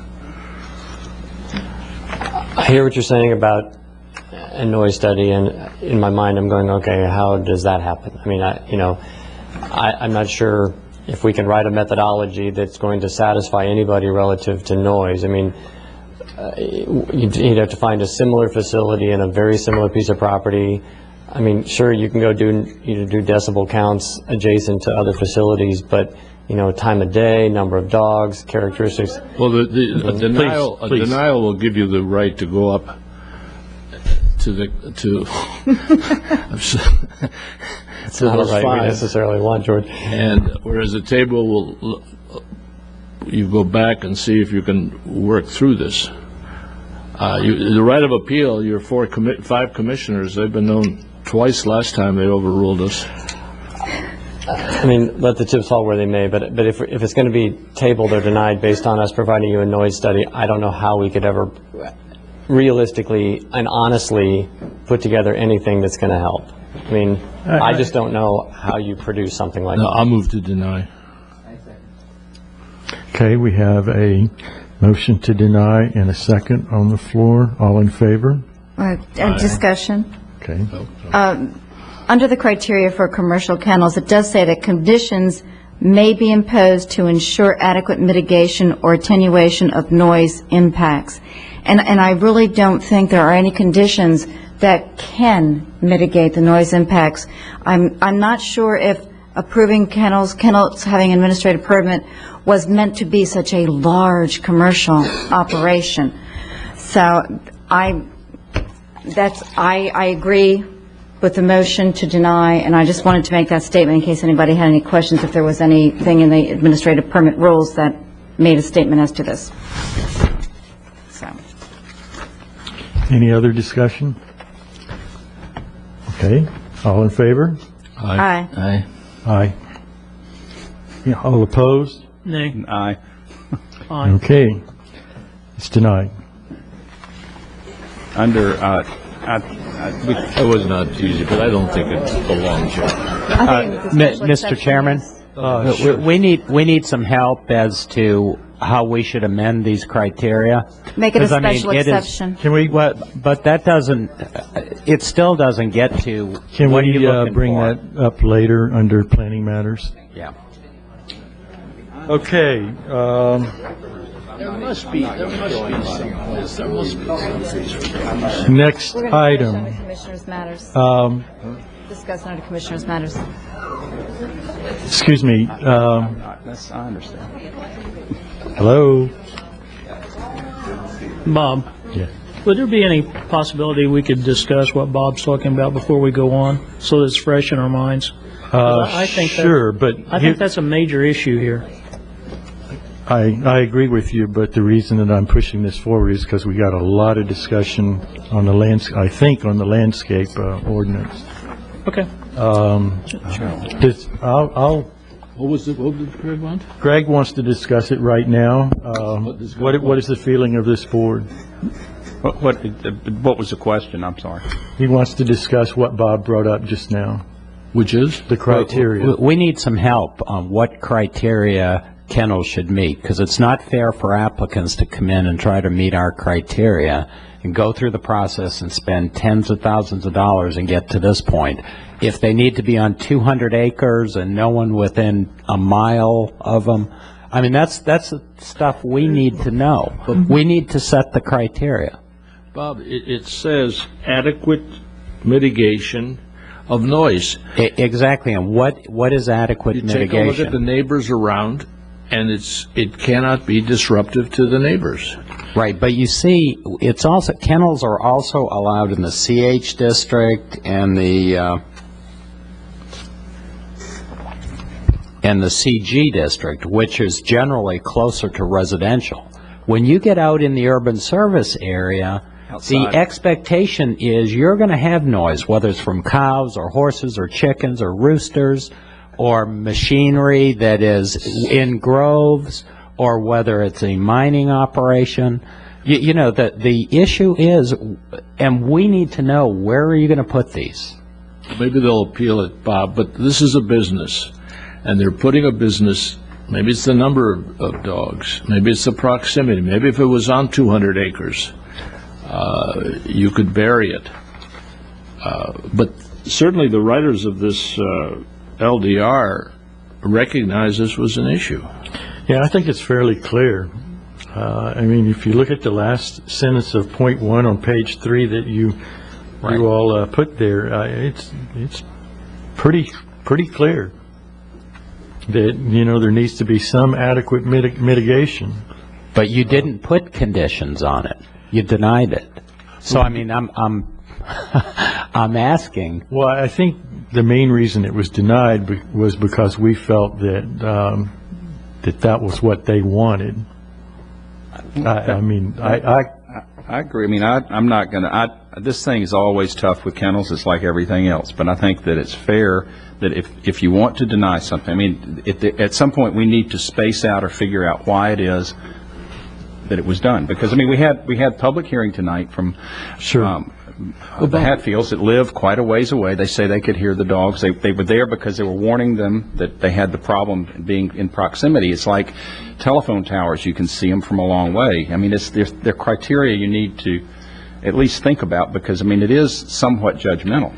It is, and we had nobody stand before us, the staff nor the applicant, and say that the mitigation is adequate. Correct. They said mitigation was taken, but nobody, the applicant didn't say it, the architect had never designed a kennel. there was no one, it's not for us to say Maybe what's as a happening. stopgap, this should be a special use, exception use instead of administrative, which tends to make it different. But I mean, I'm not sure that that's the answer, because I mean, this is out pretty far out where this thing is. It's a long way out. Well, I don't know that people would That's why I agree said with if we you, don't no. want one here, I'm not sure where it is you want one. It isn't really that far out. It's not. I agree with I've Donna. been out. I mean, we all It's- have. It's a long way from me. I guess I'm on South County. I had to drive all the way up to North County. It is an area where there are a lot of residents are there. It's an area on 66 that there are a lot of homes. I mean, there are areas on 66, you can go for a while and not see a home. This happens to be right in that area where there are it's a a lot cluster. of homes. It's a pretty big cluster right there. And I agree with you. I think maybe going to the special exception use and establishing some really major criteria like the 200 acres and burying it, that type of situation, I think that's a good idea. That gives staff direction, and I just don't think there's any way to mitigate the noise from a 90-dog kennel. I just don't think this is not the In place to put fairness, it. and I know that's probably, we're not worried about it, but in fairness, as Bob said, in fairness to the applicant, somebody spent a lot of money here. And that maybe it should have been stopped earlier. But the fact is you've got to give them some guidance if we're going to do that. I think they have gone out of their way to do everything they could, but I just don't think there's any way to mitigate it. I had the reason that I voted against the motion was because I would imagine that there's somewhere between 1 dog and 90 dogs that you could probably prove mitigation. They're left with a situation where I don't think mitigation, it's in there, but I don't think there's any way that they're going to take a number of dogs and a number of cats and determine that mitigation has been taken care of. They've got a guideline, and the staff made a decision based on the information that they were given for the urban service area. And to deny that, I feel badly for staff. I think, the commission is going to have to come up with something, not this commission, the other commission, is going to have to come up with some concrete guidelines associated with these types of applications, because that's not the last one we're going to get associated with a different type of use in an agricultural area. Somebody says it's a business, somebody else says it's an agricultural use. They need definitions and very Maybe it's acres per dog. That's not a bad idea. And this commission, I disagree on one thing with you, sir. This commission can come up with those answers. This commission can sit down and make those rules up. And that we can sit down and say, this is how we think kennels should be regulated, and certainly not by administrative permit. So we can do that. Mr. Chairman, if I could just comment that we have a veterinarian clinic that's proposed off of 66th Avenue south of this. It's gone through TRC review. We sent the letter out February 21st. There's already a commercial stable there, but this would be a veterinarian clinic, and it would also involve housing, I believe, and care of dogs and cats. So we've got an applicant in the process right now, and I think, based on what I've seen tonight, I think there's a failure in that last sentence that everybody's hat was hanging on. Conditions may be imposed to ensure adequate mitigation or attenuation of noise impacts. And that's not defined. I don't know if you would have had an expert stand up here tonight and said, yeah, it meets it. Why would you have believed or not believed him or her? Because there's no standard. Mitigate, attenuate. There's no definition here. But I can tell you, I don't know what we're going to tell this applicant that we sent this letter out at TRC. Roll the dice, come before the P&Z and see. And that's really kind of where we are. And so if, when I look at this last sentence, they did in this case probably more than others have done, but that's not enough or wasn't enough in this situation. So I think we really, do need to come up with something better than this sentence here, because there's no standard here. It just says you may impose to ensure adequate mitigation, but you're correct, it's not defined. I don't know if you could have recognized adequate tonight. There's just no objective standard for it. And so we don't know what to tell, these other applicants. I'll tell them to watch the video if they're not already. watching it and, May I ask you a question get an on that? engineer maybe or something. I'm not sure. In the veterinarian situation, I assume that the dogs are at the vet because they're sick, not because Vets they're also boarding. board dogs. I board Well, I think that may be, Then it's not a veterinarian, it's a boarding place. and I think that's where maybe we have to define that. The veterinarian has the sick dogs who he's keeping till the dog gets well, not because I've gone on a cruise for a week. Well, we could ask the applicant that and then try to police that. I doubt the dogs all have laryngitis that are there at the vet clinic, but The neighbors would hope. possibly. Thanks for- I think you're going to thanks have for the the same. humor. You're going to have the same issue come before you, and we won't have changed the LDRs by then, but we'll, put the applicant on notice, and they've spent money so far. Maybe they'll spend some more and come in front of you, but we're just trying to glean, how would you know if you saw it? And I Well, don't think we know. I think what that is. one point here is that even Keith didn't really have an answer to this question. So why don't we take a short break before we start this next item? I told Emma I'd be home by 8:15. Right. George does that a lot, too.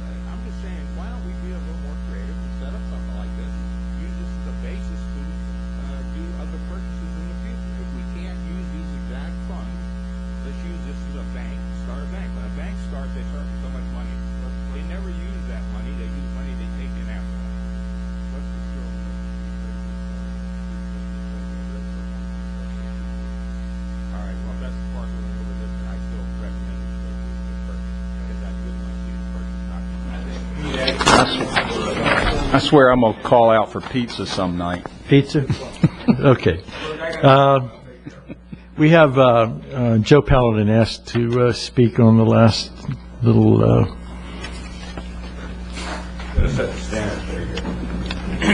Listen, I got. Wait a minute.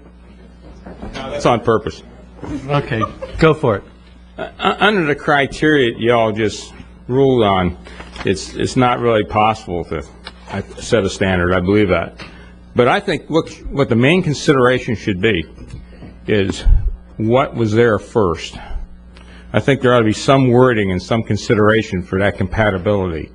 If you have 50 houses around there and somebody brings a dog kennel in, I think that's one exception.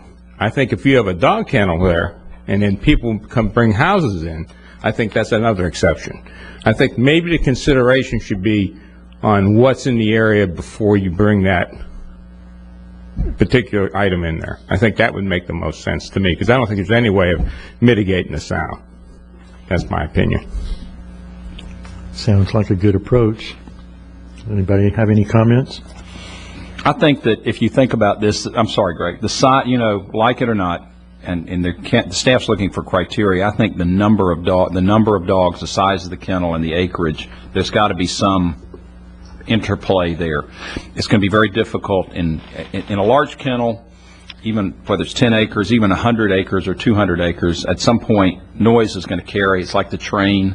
I mean, there'd be a distance factor where you probably will have to discount some of that. But I think that somewhere if that's the case, then we need to figure out that ratio, and then we have some guidelines. The only problem I would see, Joe, and I know you didn't intend this. Talk louder. The only problem I see, and I know you did not intend this with your idea, but that would then cause the only thing that would be basically the only thing that could come in would be horses, because the horses are there first, so the next part down, maybe. Yeah, you're right. I mean, I didn't intend it, and I didn't give it a whole lot of thought. But I'm saying that, coming in after something's there. Oh, sorry. Go ahead, Joe. Listen, Donna, you used to do that when you were chairwoman. Now, this is out of line. Mute. Now, I think that some consideration as to what was there first, maybe there's some way of wording that criteria so you don't, staff's not on the hot seat and you guys don't know which way to go with your decision. Because, I don't think there's any way of you determining what the noise quota is per dog or per acreage. I don't think that's ever going to work. But I think if people move into the area after a certain criteria is there, I think, that's the way it is, sort of like we do with airports and things like that. I think that has to be maybe worded in order to give you some direction as to what would be allowed there. So somebody doesn't go through the system and spend, $100,000 or more and then find out that he just can't do what he needs to do. I think that needs to be worded somehow. I think that'd be the safest way I'd approach it. Well, you have the Humane Society there, and that wasn't brought up because there is a housing development going right across the street from that. And I don't know if they had what kind of architect they had when they designed that place, but there doesn't seem to be I don't remember the controversy. Yeah, I've been out there quite a bit, and I haven't heard those animals during the day at all, but they're mostly enclosed. I don't see a lot of outdoor use. Enclosed does a lot. Yeah, it does. Yeah, but I don't think there's any problem with noise as far as the Humane Society out there. I haven't heard any noises out there at all, and I'm out there quite a bit. There's one downside to your proposal. It kind of produces a NIMBY way of thinking. And that's really the only negative that I would say against it. Well, but I have a whole lot more sympathy for people that have set up their way of life over a period of years in an area than somebody that comes in and changes that.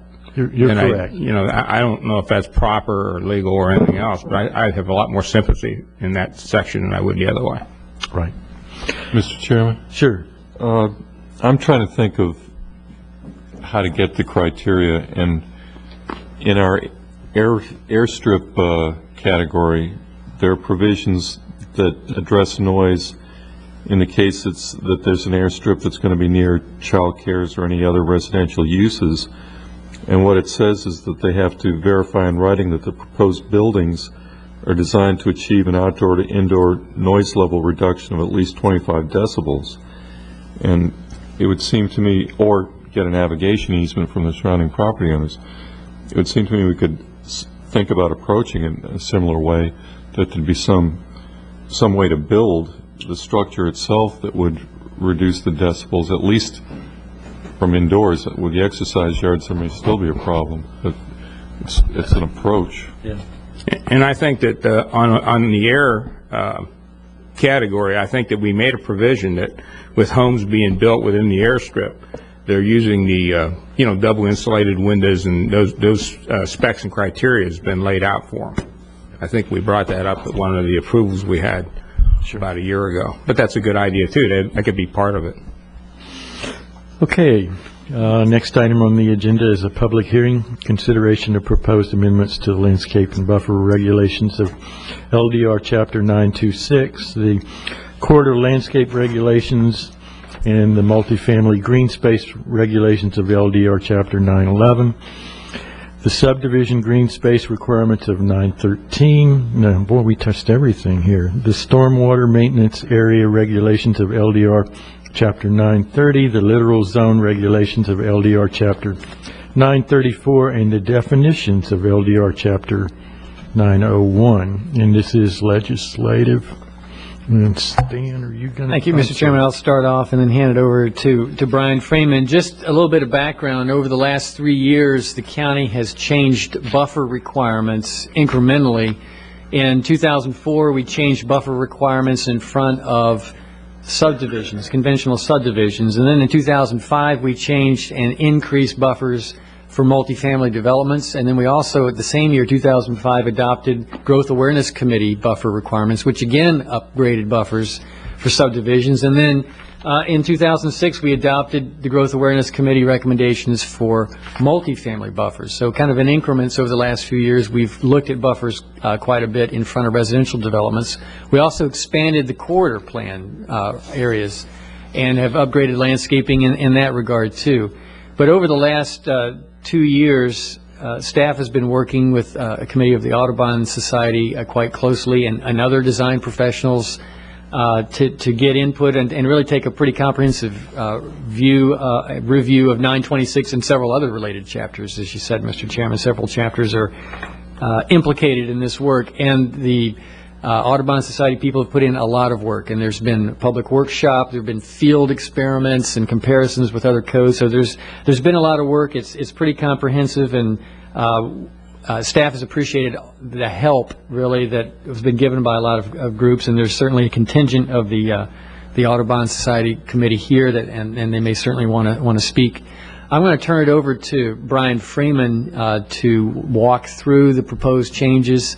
I think probably take about 15 minutes or so, and just really go over everything. So you've got the highlights of all the different changes that are proposed. Brian.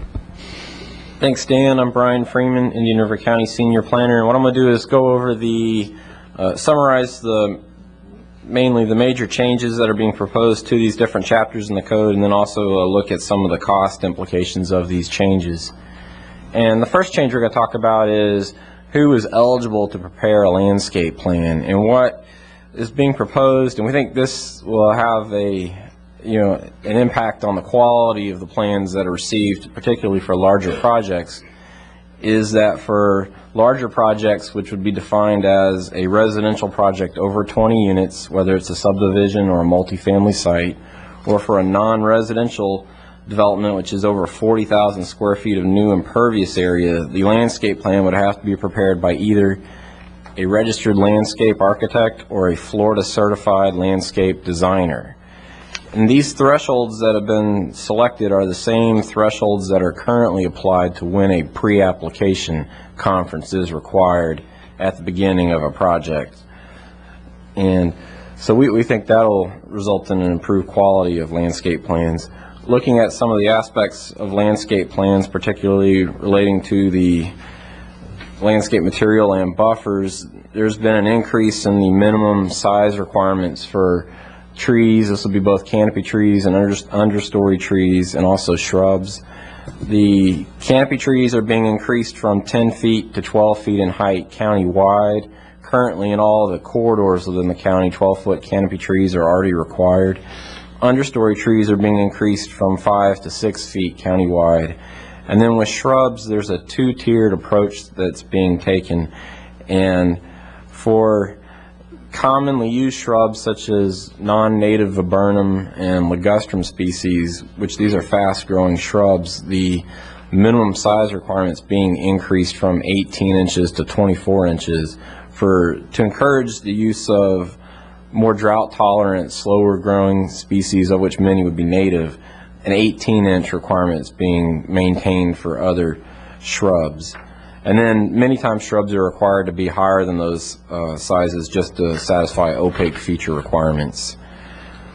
And then also looking at all the different buffer types, the type A, the type B, and the type C buffers, the number of trees and shrubs in all of these buffer types are being increased.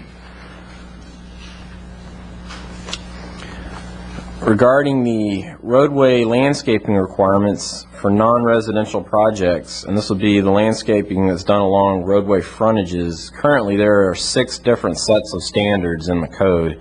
There's a standard in Chapter 926, and then there are 5 different sets of corridor regulations, which while they're similar, they do have their subtle differences. And while the corridors are all being maintained, the one thing that's going to be made the same countywide is roadway landscaping requirements. And so there'll be one countywide standard, which is essentially a corridor type standard that's going to be applied to all non-residential development within the unincorporated areas of the county. And then also looking at corridors, staff and I think people who've done landscape plans and done landscaping have observed that we have problems with some overcrowding of shrub material around buildings with the current standards in the code. And so those numbers are being reduced so that we can have, room for the plants, the shrubs that are being put in the ground to mature and grow and reach a good size. So those are changes that affect corridors. Additional changes for landscape material are that we're having a new standard established for shrub diversity, which based on the number of shrubs required on a landscape plan, there would need to be a minimum number of species. It's a similar concept to what's already done with canopy trees, although the numbers are different for how they work out. Also, there's going to be a limit of 50% established for the maximum amount of landscape areas that can be covered by turf, and the remainder of landscape areas will need to have some other type of ground cover on there, and this was to promote water conservation. In addition, the berm standards are being upgraded so we can have berms that are being designed to actually support plant life on top of them better than is the case with a lot of berms right now. Also, an overriding purpose of all these changes in the code are to, promote greater use of native species within landscape plans and on development projects. And to assist towards that end, there's a series of appendices that are being added to Chapter 926, which would be a resource for native species and where different species would be appropriate within the county.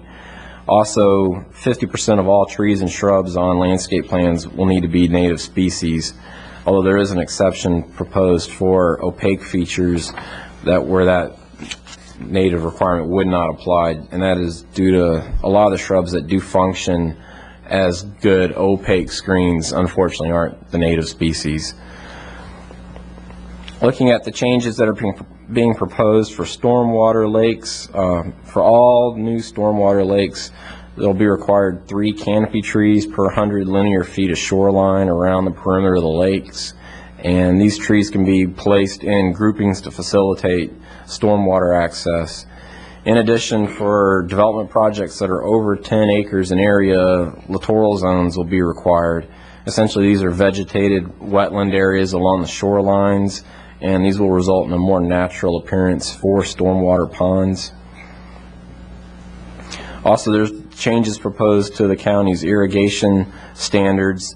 Now, these would not affect individual single-family residences, but they would affect commercial sites, multifamily sites, and common areas within single-family subdivisions.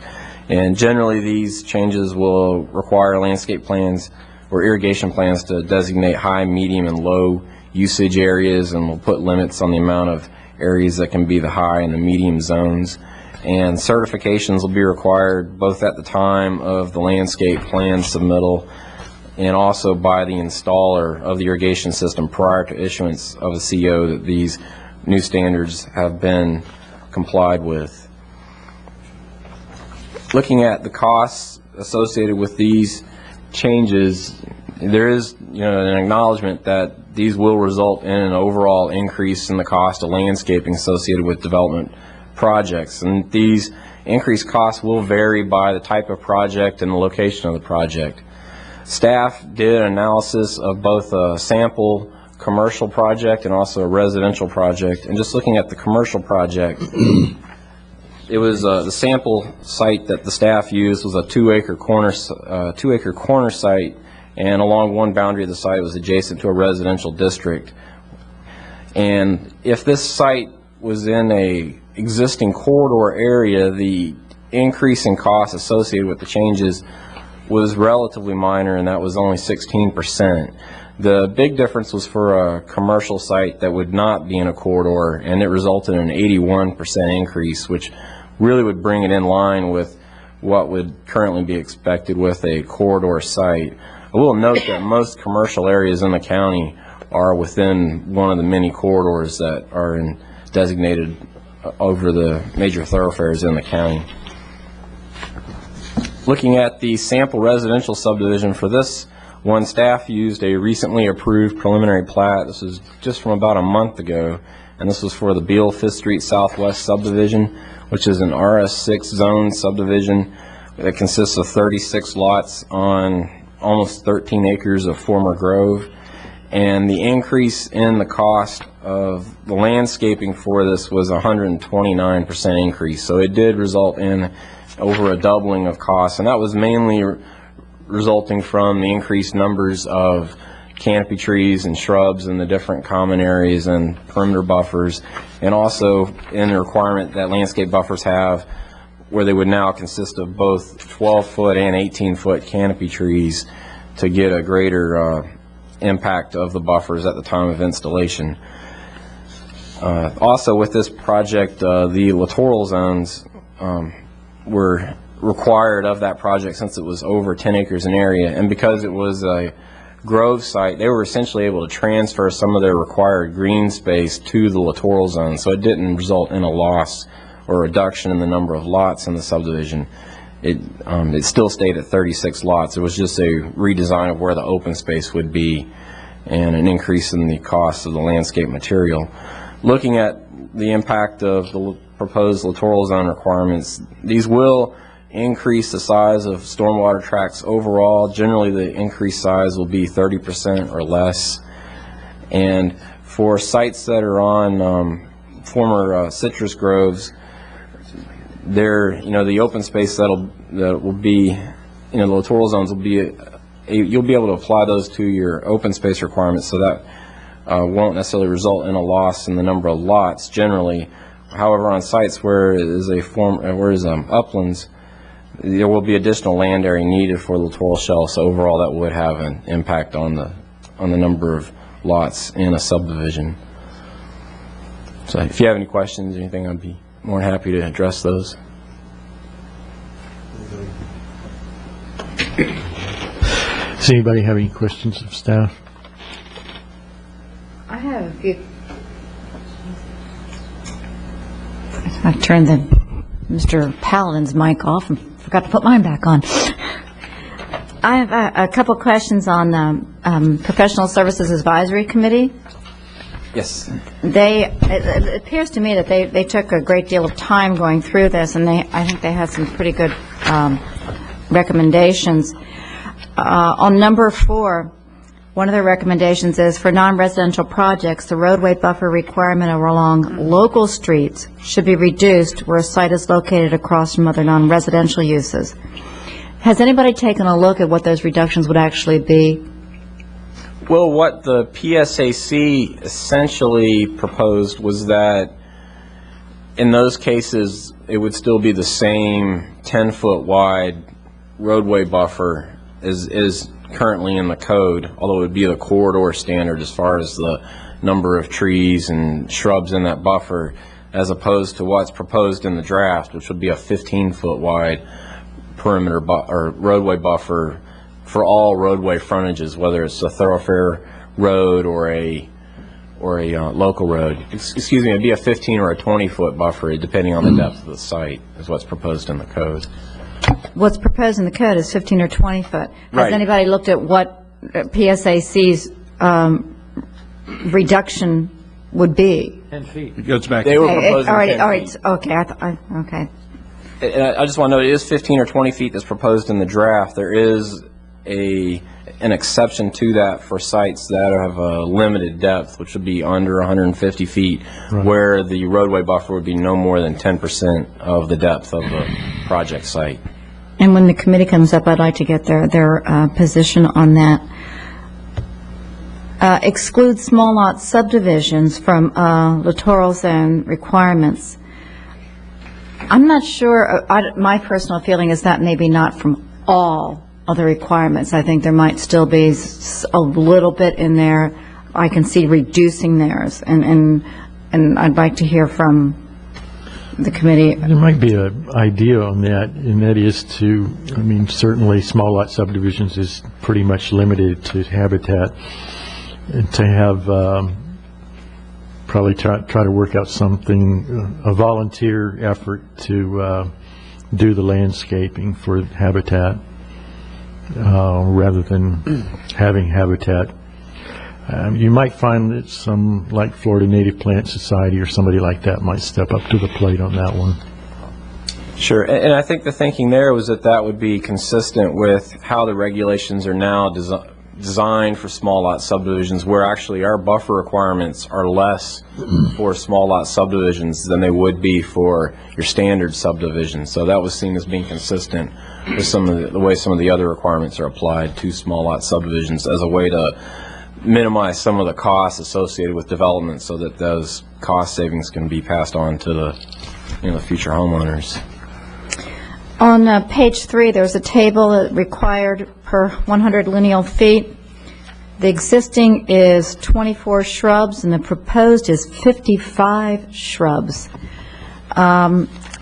Is there a situation with, I mean, you discussed overcrowding now, is that, I mean, that seems, if we're having overcrowding conditions now, doubling the number of shrubs will not help I that? think they're talking about different things, but Right. The problem with the overcrowding is in the foundation planting areas around, essentially around the base of a building, and the formula is 3 shrubs per 10 square feet, where if you ever try to draw out how big of an area is 10 square feet, it's not much more than this. And if you think of how big a shrub gets when it's mature, there's just not room for them to grow and expand.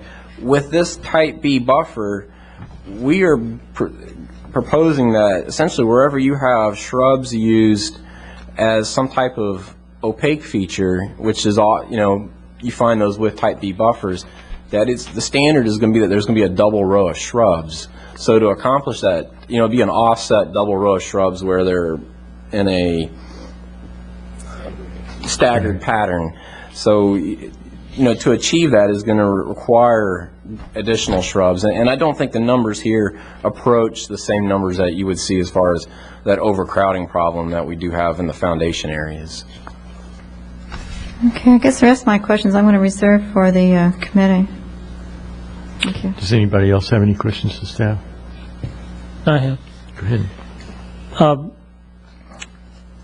I'll say up front that I'm really anti-berms. They do such a great job for that great Florida plant, the yellow leaf hibiscus, over time. But with the increased number of shrubs being required, and I have no problem at all with the canopy trees. I think that's the way we should go. I really like the idea of something looking a little like what it looked like before the development came along. But is there any type of an analysis associated with the number of shrub increases and berm areas and water use? I don't know that there was an analysis done with that. We've tried to come up with some standards where the berms won't be such a hostile environment for plants to be on. You know, with the berm, you're raising the plants up out over higher above the water table, which is, you know, where the root systems need to go. And, you know, there's kind of pulling in both directions with berms. You know, they are an effective way to screen and provide an opaque feature. And in many cases, they are preferred over the other choices, which the next choice that gets used most commonly would be a wall. And we have, you know, the county has, you know, upgraded its requirements for walls around, you know, in perimeter areas. I think the idea here was to provide for alternatives to using berms, but where berms are used, they're going to be designed in a way that there's a planting plateau across the top, you know, that's not just a point, so that there is more area, you know, within the berm, you know, to both retain water and to allow for, you know, root systems to expand. Well, let me use an example. I won't say the name of the development, but on South 27th Avenue, there are two very large developments there. Are those close to the standards for shrubs on the berms that we will have in the future? Because there's one of two things that has to happen on those two developments down there. One is that either those hundreds and hundreds and hundreds of shrubs are going to die, or nobody wants to know the water use to keep them alive. Because there are hundreds on those berms, and there's no way they can keep those things alive. Maybe they don't intend to, unless there's just an enormous water usage. Are those standards basically what we're going to see with this change? I don't recall exactly what the numbers are in those buffers. I do recall, at least for one of them, they did go well over and above, you know, the requirements. I think both of them exceeded what the current standards are as far as the number of material and the size of material that was I planted. think Jens wants to address that question. Seems to be fidgeting back there. You know Jens Tripson. I'm representing Pelican Island Audubon Society. I'd first like to say that this has been about a 2.5-year project. And, you know, I've had problems with staff over other issues in years past, but it has been really a phenomenal effort working with them. They have just been fantastic. I cannot speak highly enough about how hard these people worked. We worked hard as well. We didn't always agree, but we came up what we think is a really viable new landscape ordinance and changes to the ordinance. Greg, as far as the buffers, the berms, we don't like them either. Berms increase water usage. They really promote plant death. What we tried to do was through the minimum slope that you can have, and then the minimum footage on the top of the berm is really going to make them go to smaller, shorter, lower berms rather than the big ones. And I think whether we're mentioning the names of the two places you're talking about on 27th, I'm kind of associated with one of them in a sickening way. I don't think that we'll be, the problem where we may see some more berms like those is in the time that where this is implemented and what's already been approved. We will probably get some more berms like that. But once this is implemented, we won't see berms like that, and it really discourages them, because to get their area, they would be using up lot space, and the developers aren't going to start, trading off having big, huge berms anymore for the lots. Is that going to encourage the use of walls then? We spent a lot of time on this. We looked at a lot of different ordinances around the state, and we really feel that it'll encourage the use of plants and drought resistant plants. The walls, are, you know, we tried to limit them the best we can. We can't outlaw them altogether. That would, you know. Sure. But we spent a great deal of time trying to provide incentive for them to use plants.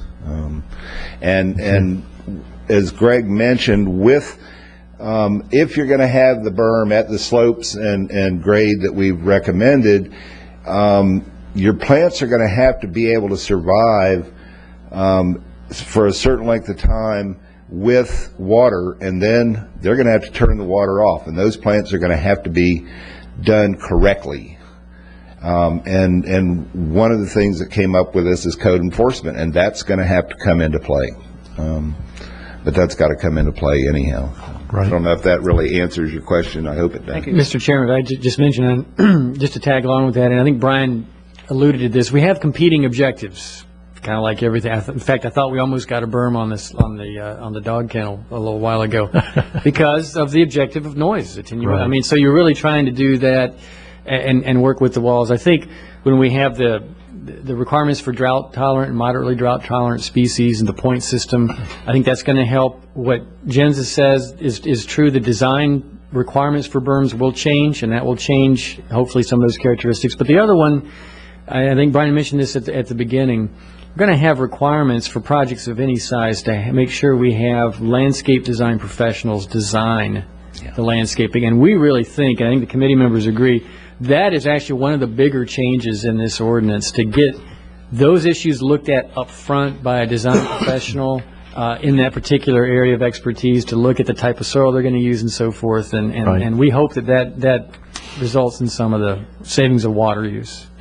I noticed you did that cost analysis. Did you also consider the fact that the new landscape ordinance is going to cost less in the long run to maintain? Was that factored into that cost analysis? Well, I think what we were doing was just trying to show what is the upfront, The initial cost. But I Okay. think, you know, everyone acknowledges with landscaping, as it grows and it matures, it adds value to, you know, whatever is planted around. Right. And then one other point, you said in subdivisions, there was only the common areas that went with these, and not the irrigation. I'm thinking mostly of irrigation. So how are you going to do that? Well, we're looking at the areas that are going to be covered by the landscape plans that are reviewed under, you know, the county's different Right. corridor and Chapter 926 standards.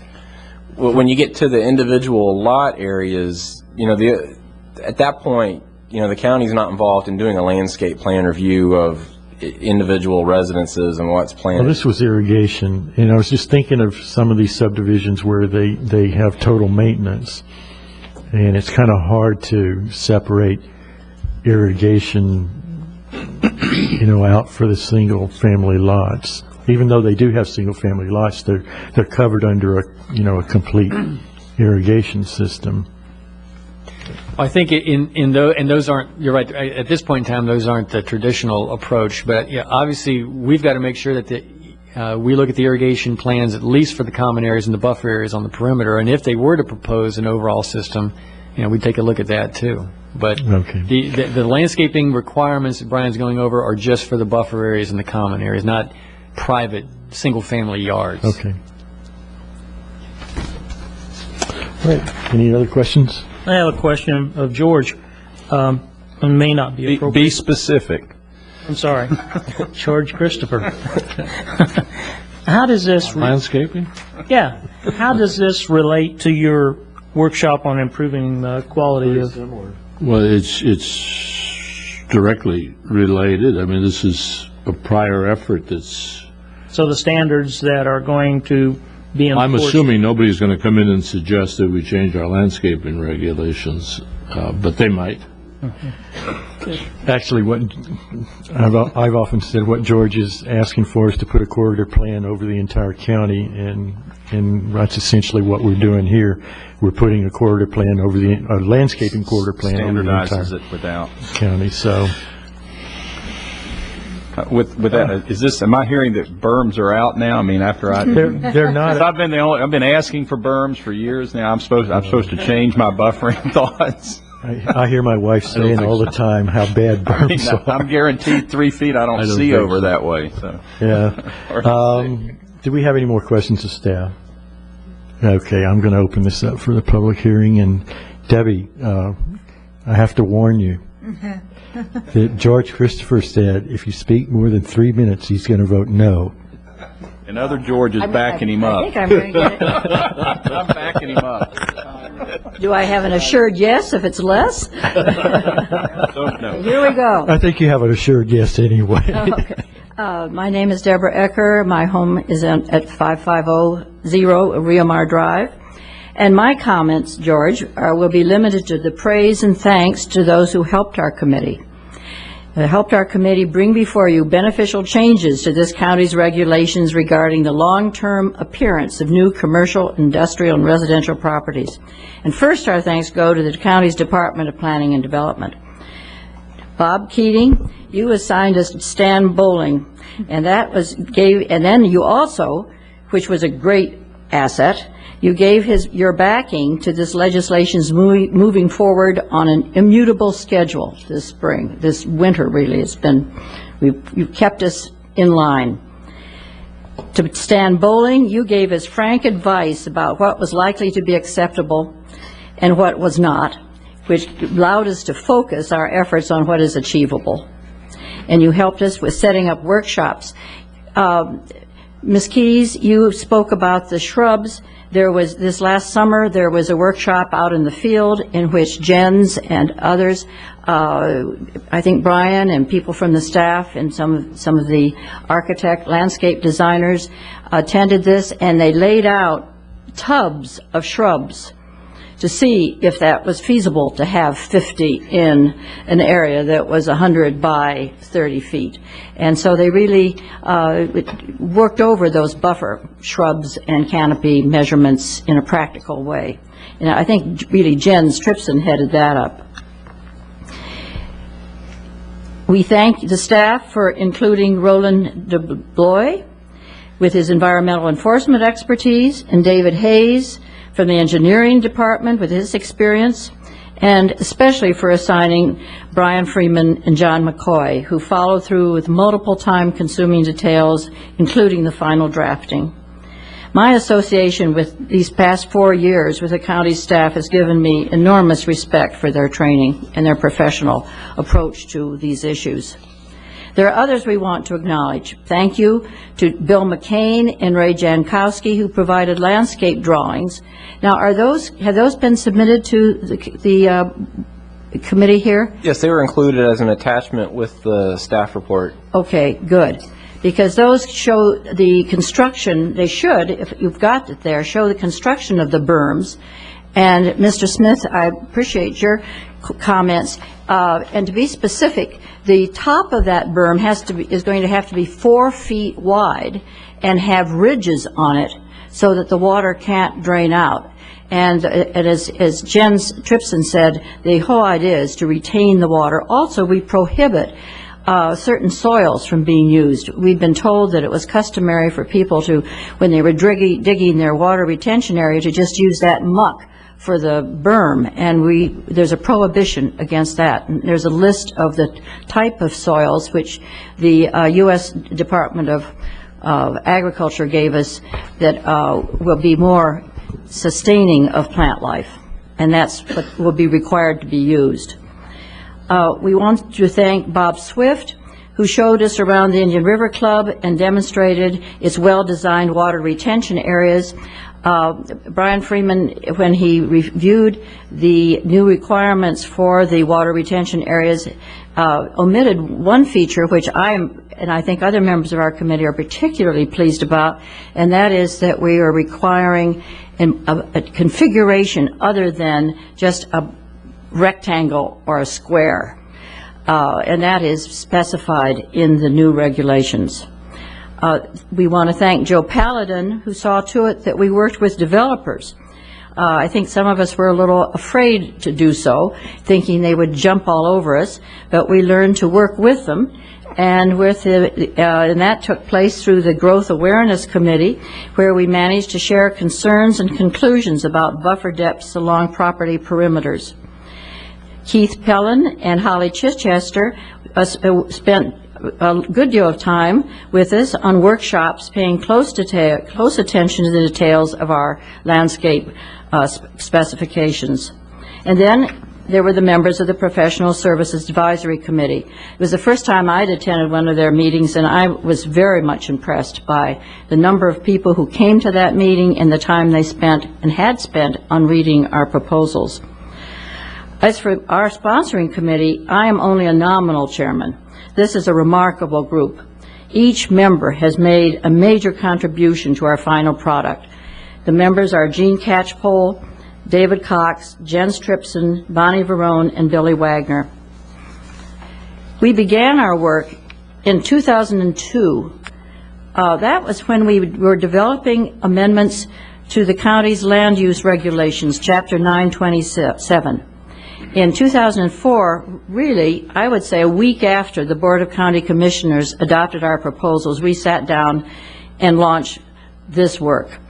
And that was because while we had been working on the tree protection ordinance, we realized it was really this chapter, 926, that covers the more issues about which we are concerned.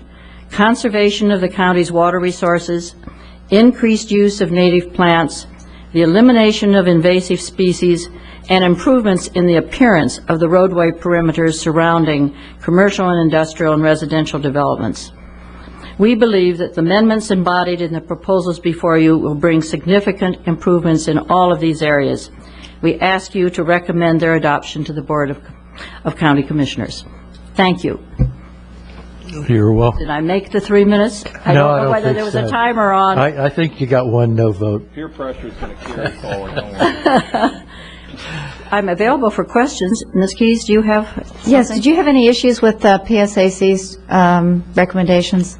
No, following that meeting, we, I think was just in a matter of a couple of days, we sat down with the staff and we found that our notes and theirs coincided in terms of the issues that they had raised that we felt should be resisted, and those that the staff enabled us to find some compromise positions with. So I think that we're okay on that. I have a problem with the following PSC recommendations 4 and 5, if that's what you're alluding to. The staff recommended in Audubon, there were 9 recommendations, and they accepted right, except 6 1, of 4, them and 5. And turned away 3, 1, 4, and 5, just to be clear. But staff sustained. I think that the costs here are fair on overall the plan. The costs are, no question, the costs are going up here. But the 1, 4, and 5, the cost savings are probably minuscule when you consider the overall plan, and I see no reason to reduce the plan at all. Ms. Keyes. Thank you, Mr. Hamner. And Debbie, Ms. Aker, Okay. would like to thank you.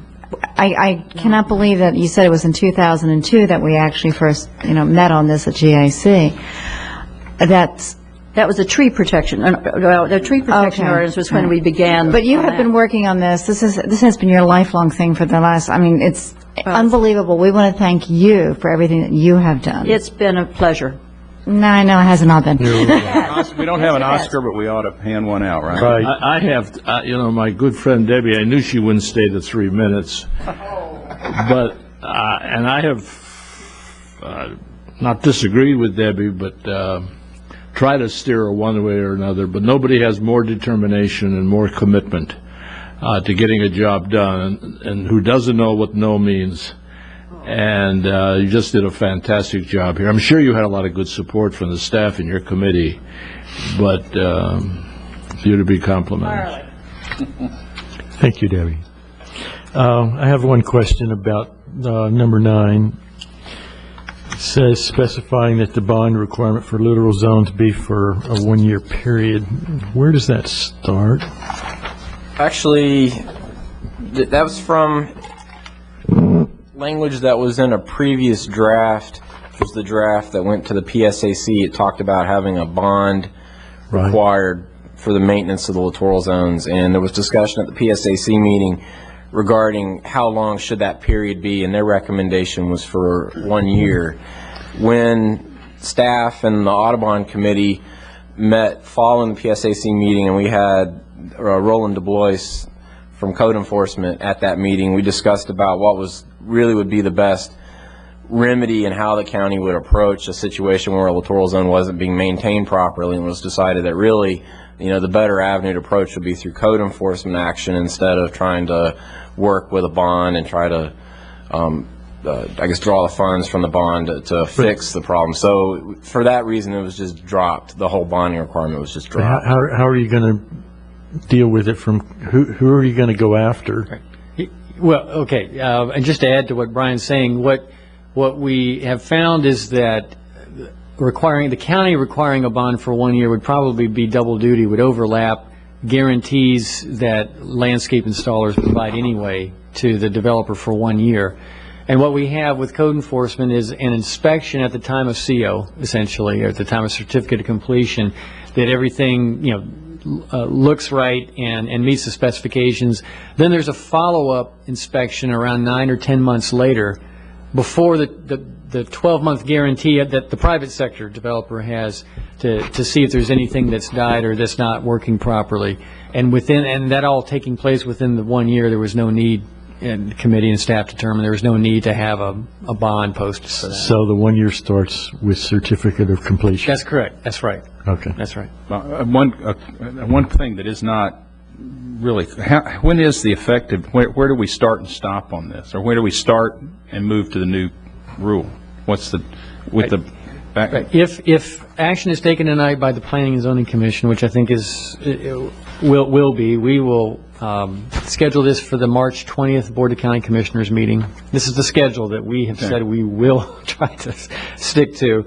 To get to the board on March 20th, the normal procedure would be, an effective date would be sometime after that, when I believe the state receives the ordinance up in Tallahassee.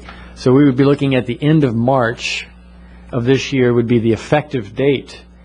And the normal operation would be that any applications, for instance, for site plan or preliminary plat that came in after that effective date would be under these rules. If there's an application already in process, it's under the rules that were in effect when the application was filed. Now, site plan applications are good for 1 year, and so essentially what you would have is a time lag under normal operation of perhaps almost a year if somebody came in the day before the effective date. I know Commissioner Christopher mentioned to me and asked me about the effective date. Have we always done the operation that way and so forth? And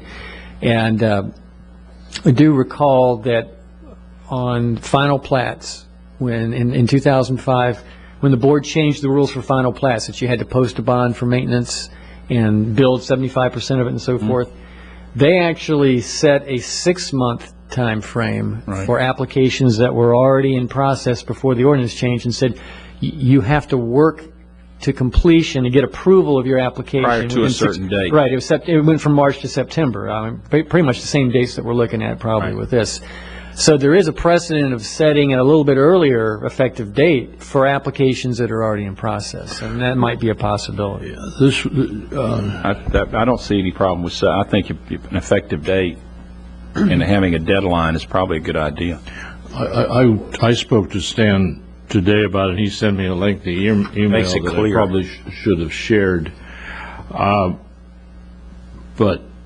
I think you have to be fair. If there's an application that's going to come out tomorrow, you don't want them to be subject to these requirements. On the other hand, it's been 2 years in the making. You had apparently a very well-attended workshop. This is non-controversial. Everybody knows what's coming. Everybody should be on notice. It's going to be a month and a half now before it becomes effective. And I think I'd like to talk to the commissioners, a lot shorter time frame than 6 months is appropriate, whether it's 2 months after it's signed, which gives everybody that's in the pipeline now 3.5 months to get through. I mean, they can assume the commission is going to approve this without much change. I don't know whether 2 months or 3 months, but I would like to see us recommend Day after tomorrow.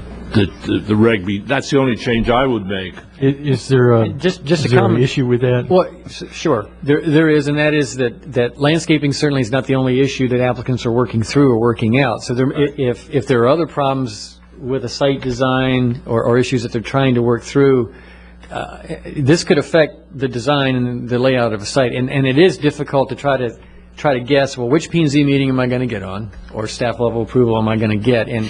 And so the shorter the time frame, I think the bigger chance there is of someone having an issue maybe with some other design element that holds them up. And so and the question is what's reasonable notice to people? What we would have to do, I think, is put people on notice who have applications that whatever date it is, we need to contact them and tell them. Now, again, the shorter you make it, the more difficult, if they're trying to work out some other design issue, or I could tell you, conceivably, they could come to P&Z and be delayed.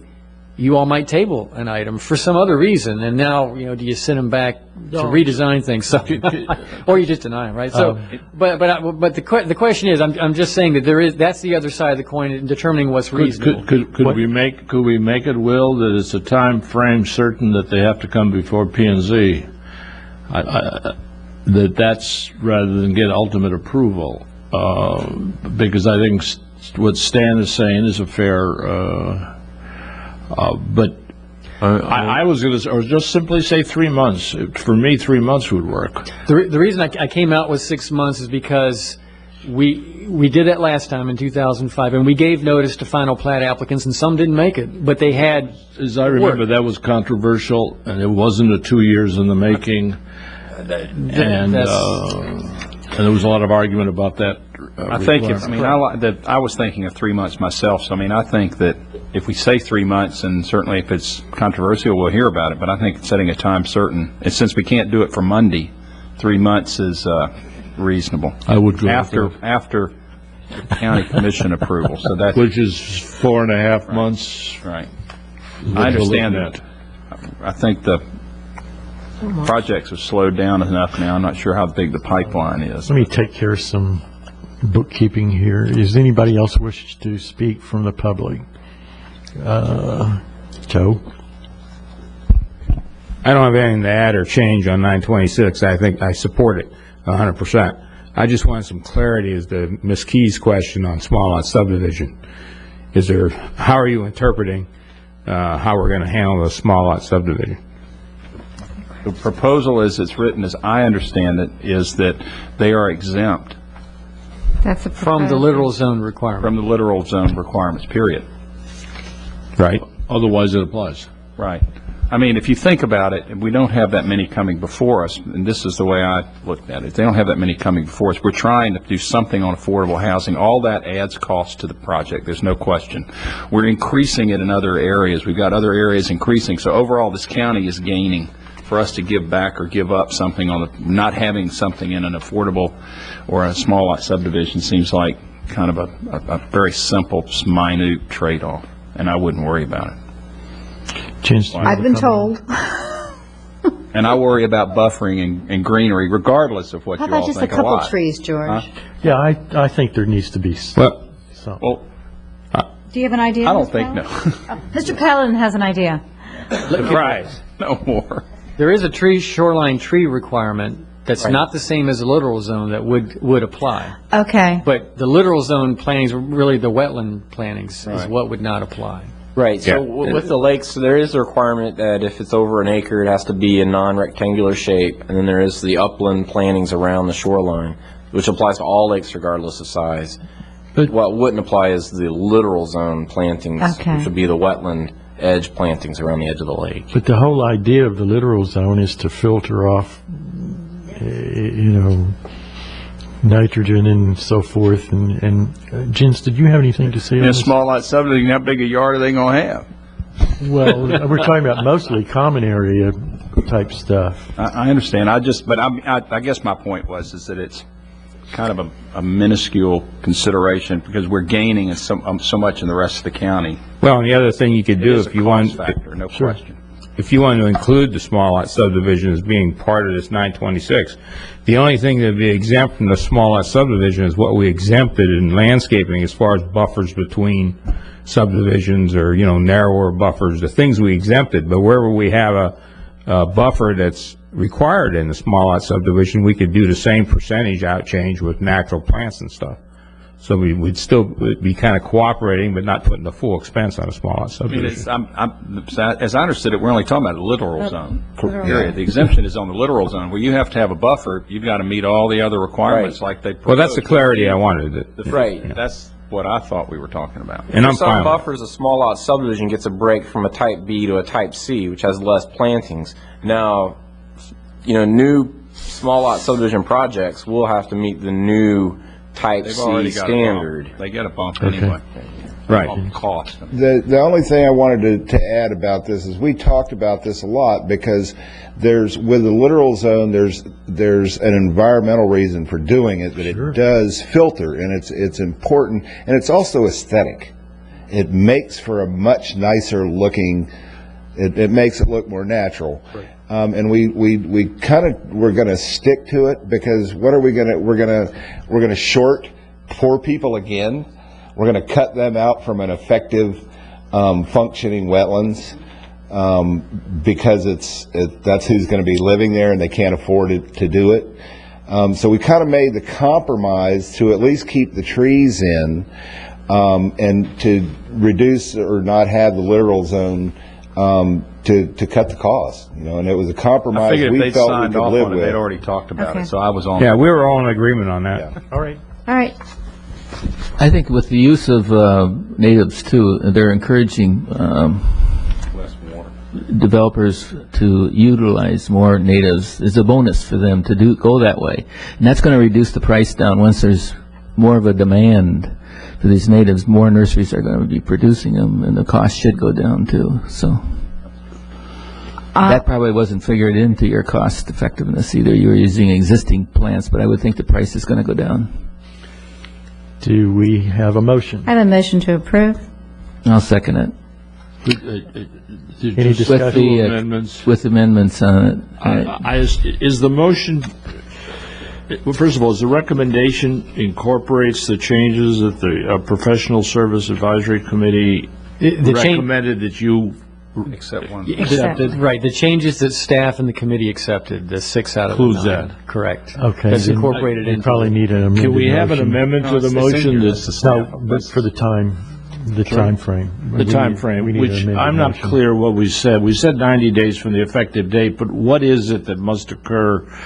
That we're talking about site plan approvals, preliminary? Right, I think the two applications that you'd want to focus on would be site plans and preliminary plats. So they must be approved within 90 days. If the 90 days is what you all recommend, and that's what It I must would be, tie to. have if been I were- submitted prior to the effective date and must be approved within 90 days. Not entitled to grandfather to submit. No, I think what you, first of all, you have 2 dates. You have the effective date, and if you file after that, it doesn't matter how many days it takes for you to get We approved. filed before. If you filed before, I would say what you're saying is 90 days after the effective date of the ordinance, you have to have a pre-existing application approved. Right. And I think that's that what it's he- that that's simple. what- And it would be a site plan or preliminary plat application. Donna, can you amend your Okay, motion? yes, I make a recommendation to approve with adding the stipulation that 90 days after the effective date of an application, the preliminary plat must be approved, And/or Site plan or preliminary plat. or site plan approval. Dr. Baker? Yes, I approve. Okay. Second. Any discussion? All in favor? Aye. Anybody opposed? Looks like it passed. Good show, You're guys. welcome. Go. All right, next item on the agenda is Commissioners' Matters, and George, this is your, Right. I gave you all a memo, and I got to tell you, without not much lead for me, the panelists, without exception, are really excited, and they claim they'll have a lot to say. I pulled this panel together with advice from a number of people, I highly recommend this workshop. The way and the memo says it, the way I see it is, after the workshop, it'll probably be another P&Z meeting where we'll take up the recommendations.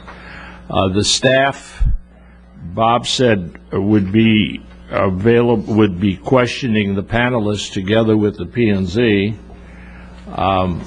And then when we have the recommendations, the staff undoubtedly will have something to say about them.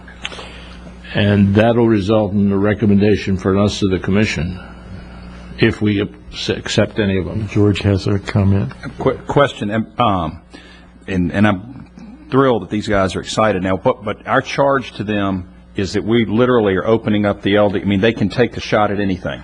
Is that correct? That's what the charge that well, it's what it says here. Can you improve the quality of commercial or residential developments?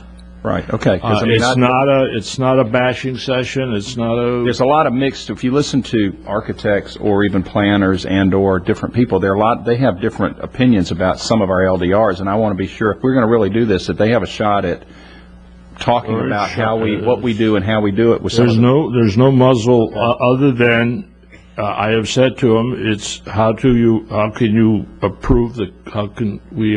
improve the quality of the developments inside the urban service line, residential, and this isn't intended to raise urban service line. I think it can be very helpful, because there's a lot of creativity out there. I'm going to recommend to the panelists, they've already raised the issue, that they get together individually, each panel, to decide who's going to, they'll do that, decide who's going to cover what subject. The builder panel, for example, I've asked Swanson to cover the commercial. Mm-hmm. I suspect the other builders might have something to say about it, but that's, other than that, not to say anything.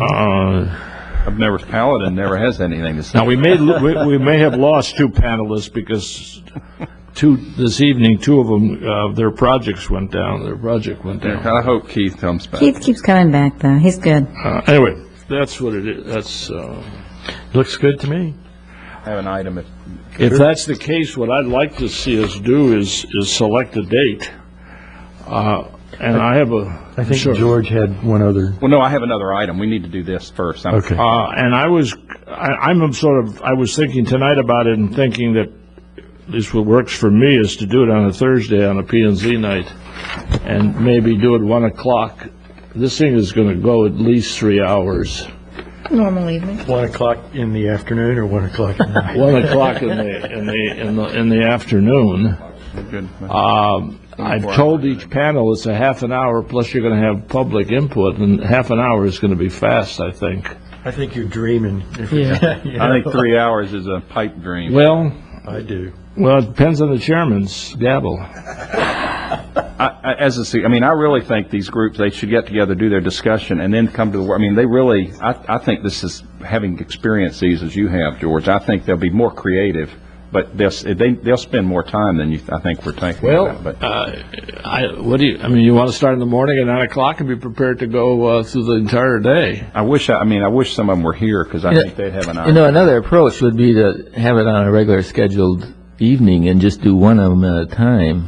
I mean, this is a lot of information coming, bang, bang, bang. You know. I have the only reason I'd like to see it done bang, bang, and it's a problem, is one panel will interact on the other panel. Yeah, for example, the last panel will undoubtedly interact on the first three panels. Right. I have said to them they got to keep it to half an hour, and they start out with 3-4 minutes of comments, and that's all. I did 2.5 years on the buffering, so I mean, to improve the quality of life around here in the subdivisions in 3 hours. What's your task? I understand.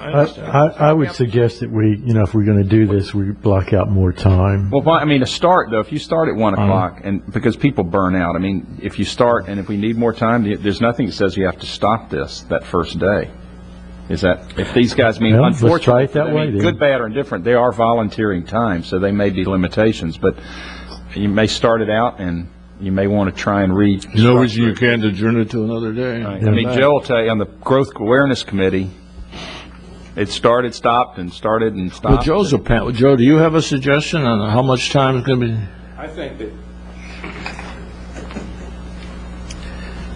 I think that everybody that spoke is correct. It's probably going to take more time, so we probably need to be able to be ready to stop and come back, or do a certain number in a day and then do a certain I just number think the you next burn day. out after a certain, I think it's going to take a lot 3 longer. hours if is we a went. long time when you got ADD like I do, so. I think half of the things we'll learn is from the input that comes back and forth from the P&Z and the staff between the panel. So I think you can't cut that short. You wanted, there's two people coming from out of town, although Campbell can't be coming from far. And Vieira, I think, may be coming from a little distance, but I don't know that far. The only thing, I certainly would like to hear all panelists hear the other panelists, but maybe you can't. That's asking for too much. You may be able to get through it the first day, but it may start some juices flowing. You never know. I mean, Let me ask you a question. You anticipate this would be the first meeting of all of these people? I anticipate each panel group will get together beforehand and talk about who's going to cover what subject, and they assign subjects to each other. So there'll probably be one meeting of each panel beforehand, and then we'll do this. And then the panels will be on their own to meet. I will not participate. I think we'll have more than one meeting with the panel, because we'll have the first meeting with the panel, what I see, to talk about what we want to present and what we want to talk about. And then we'll decide which person on that panel will cover which subject. So then you'll have to come back and go over the material. Right. So we need at least 2 meetings, maybe 3, before we're prepared.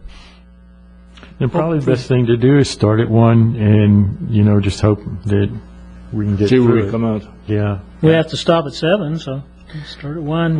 Well, you want to do it on all the panelists have said what date. I can't be sure I'll be available any date you pick and so forth. So it's going back to the panelists.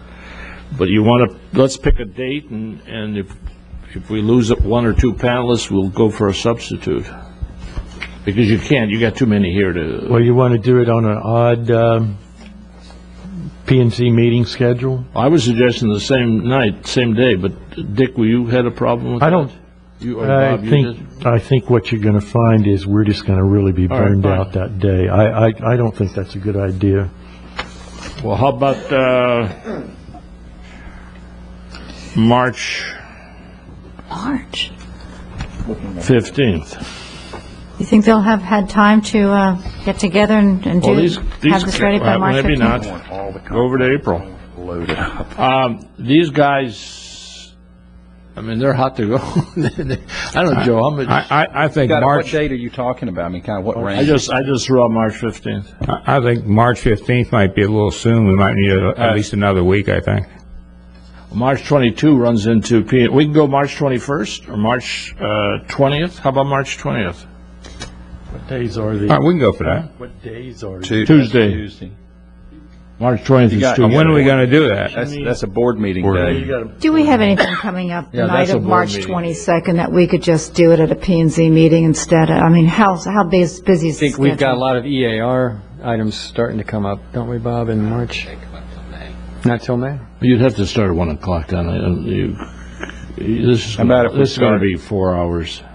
What about the... Why don't we start a P&Z meeting at 5? Can we get the room? No? I think you want to separate it. Yeah, I think we Okay. do, yeah. We What found I'm hearing is we probably need to push it to April, to the next month out. And How about April? go the second, the third Tuesday of that, or Thursday, I'm sorry, of April. April 19th? Is that the third Thursday? Okay. Yeah. So you're going to do it starting in I can live with that, George, if it works with everybody else. You want it 9 o'clock in the morning or want it 1 o'clock in the afternoon? I think 1 is probably best. I'll agree with that. Yeah. I'll go with that. Okay. I wasn't, but I'm. Now, April the 19th. You will be? David, you're out? Yeah, if it's the 19th, Well, we need David, he's on the, What is the one after the? 26. That's the P and Z. That's the P and Z. How about the some 8th? other day than David, are Thursday? you out the 18th? Some other day of, April 5th. First week in April is Easter week.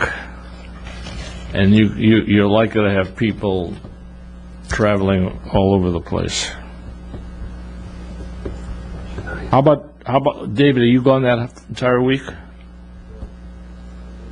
Sure. 19th of April, we said. If you'd like, you probably shouldn't do this. No, you shouldn't. I can offer the services of my staff to contact everyone here and try to find an acceptable date that we can do instead of floundering around. Sounds good. Here. Thank you. So we'll do it, and we'll try to look at a Thursday afternoon. Probably shouldn't, but at we 1 o'clock. appreciate it. Yes. And we're looking at April, and we'll start with Thursday afternoons, and we'll see what we can do. I think that's an outstanding gesture, Mr. King. Well, can I clarify that, Bob? Are we prepared to do it a day other than Thursday? I am, that's fine. I am, certainly. I don't see that if it means doing another date to get it done. I just think that if we started at 1 and went all the way to 7 and tried to have a meeting, I mean, we wouldn't do that first off. Somebody would have to go get something to eat, but, even still, it's kind of a bit much. I have wear you all out for years. You said you had another commissioner item? Yeah, I had a quick question. But I had the quick question of staff, and I don't know where this is in the pipeline, or if it's kind of a little bit like the cement plant. I'm hearing rumblings about. No, I'm not talking about the cement plant right now. I'm talking about Gum Point. Have we seen anything from the estuary or anybody up on Gum Point? There's a movement. There's a lot of conversation and people Where is talking that? about. I think The end of David Fred can probably address that. Because Yeah. I had gotten a copy of one of these, so I just wondered if that's. David, can you come up and? If it's there are people. I mean, all I wanted to know from the staff is this something that's coming up? And No. It's in the works, and my understanding It's it's Indian not. River so Shores, isn't it? Is it I city? believe it's Indian River Shores only. It's in the It's in the city. No, The it's city of Indian River it's, Shores. It's in the town, so it doesn't affect Town of us. Indian River Shores. If it doesn't affect us, David, sit down. I don't want to hear it. I'll talk to you later. Okay, thank you. I was confused. That's why I was asking about it. Any other commissioner items? Planning matters. Just a couple of updates from the February 13th Board of County Commissioners meeting. The rezoning from CL to CG up on the east side of US 1 was approved, as you all recommended, and also the small-scale amendment with Indian River Packers was approved, as you all recommended. The two appeals were also heard on February 13th, the source appeal, and at that meeting, the finding of the board at 3-2 vote was that the appeal to the Planning and Zoning Commission was defective, and so essentially the P&Z action was undone, and the board did not actually hear the appeal per se, and so the staff's determination back from last July stands at this point in time. And I don't know if Mr. Collins has anything else he wants to update or add on that. And also the appeal on Century Town Center site plan, the board voted 5-0 to overturn the Planning and Zoning Commission's denial and approve that site plan with the conditions recommended by staff. And also let you all know this last Tuesday, the board agreed on a settlement on the Nextel tower that you all recommended approval of, and they denied. And so that's been approved with the conditions that were recommended by you all, including the low-profile approach on the monopole. So that is now approved. Is that it? Attorney's matters? Mr. Bruce, you'd received a couple of letters, and what these are just courtesy notices to you that Waterway Village has filed appeals of their concurrency determinations where the board said that they weren't vested going forward, and there was some question as to whether prior vestings are going to be in place, but I think they're filing these because they're required to exhaust administrative remedies before they can have their court hearing, so they're probably just proceeding through this as a precautionary matter so they don't get thrown out of court. Can I put those in the trash? You don't want them back? No. Okay. Okay, I think we're, oh, wait a minute here. Joe. This won't take long, guys. Are we satisfied on where we left off with the noise element, with the dog pound or dog kennel thing? I mean, I don't know how you could possibly think we could send this to the county commission with any information that they can make an intelligent decision on it. Do you think maybe we gotta, maybe I should do some research on design, style, soundproofing, maybe how some of the other kennels are designed or something, maybe bring that forth and see if we could help the commission out with a guideline of some kind? Go for it. Unless there's a measurement involved, each one of us could sit here. Right. Each one of us could sit here based on the current verbiage and say, I believe it has been met, as easily as someone can say, no, I don't think it has been met, because there's no matter of measurement associated with it. And then the question comes, I know you can do decibels with airplanes, cars, trucks, and everything else, but, you know, is it going to be all big dogs and some little dogs? And do the cats make noise? I mean, I'm not trying to be funny, but the measurement issue is going to be complex at best. Do we have a way of measuring the kennels in the county with complaints around them? Well, I was thinking maybe I'm doing a little research with the kennels in the county and see what they've done so far. I mean, to give us some ratio of some kind of size or something? You need to turn your mic on. Mic on. You got to clock back in. Bob expressed great concern with what we did, and I sort of naturally thought that the staff would take it upon themselves to see what kind of changes in the LDR. I assume we're not reinventing a wheel here. There are other jurisdictions that have had to have dealt with this issue. And what concerned me most was I don't think that we should sit up here and think whether the mitigation is adequate. There was just nobody presented any evidence as to how you could mitigate and whether they're mitigating, and we were sort of, George Hamner was the closest we had to an expert on how you mitigate. You know, I'd like that. You know, one thing, I know better. It's real easy. If we require all of the dogs to always be in an enclosed area, that's a start. That will do it. I mean, you know, we can. That wasn't the way it was with this. No, it isn't. I mean, this is the criteria I'm looking at. Is that what you're saying has to be done? You know, these are the kind of things I'm trying to get to. If it's in an enclosed area, probably building code requirements are going to make it. Are going to mitigate the noise sufficiently, so it's not significant. Well, we certainly have pretty high ag counties below us, like Martin, and do we know what, say, Martin County is doing in this? Actually, this is an issue for more urban. I mean, you're talking people with right. pets. It is becoming. And, you know, you're right. Yeah, exactly. You're right. Bob, there has to be, in my judgment, a compatibility criteria. We put one on for the ag area. If we've got a buffer and a bee buffer and a distance for the spray machines.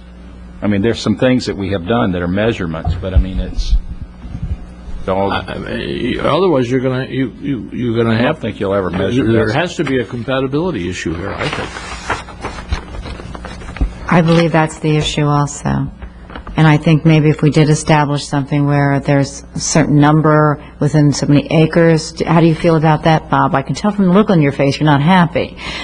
Well, it doesn't get cost effective if you have to have 200 acres to do it. You know, what you're looking at here is people having pets is a fact of life. And people with pets needing to have them boarded at some time is a fact of life.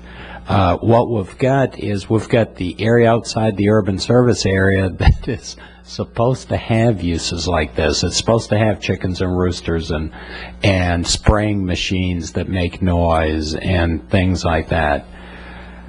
You know, if you don't put them out here, well, I'm just asking for some guidance and some help and to what we're going to tell the applicants that we have in right now. I thought, and I don't want to belabor this, but I thought that they had done some mitigation things. I mean, they had the dogs and cats contained inside a building. They had filled all of the blocks so that the sound would be attenuated. But not to the issue of adequacy. But to me, that's a judgmental thing because there's no method of measurements. Well, and compatibility is a judgmental thing too, and adequacy is a judgmental thing. But there was, well,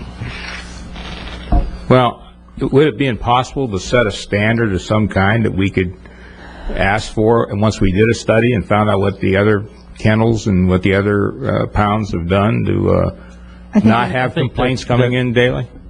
We can do that, but not tonight, not now. I need more research. I think we need to go on record as saying to the BCC that, you know, we believe that there's a gap here that needs to be filled. I mean, I think you got to figure something out because it's not. I think you do a combination of a study of the requirements for construction and adequacy as far as compatibility. And I think that based on that, even if they have outside exercise areas and swimming areas for dogs, and I'm familiar with some of these higher end places where, you know, we've left our dog, and they bring them out, you know, 2 or 3 at a time. They don't bring out 40 dogs at one time to exercise in the exercise area. So basically, you're not really causing that much of a deception from the horse farm next door than the guy that has 2 dogs. So I think that part is pretty much, you could put that into play. But if most pounds or most kennels are housed in an enclosed area, I think that maybe that might be one of the requirements that we require. I think that's something for us to look at. You know, I think if it would have been a citrus grove south, we would have felt differently about it. But it wasn't a citrus grove. No. It wasn't a cattle pasture. Right. It wasn't a turkey farm or a chicken.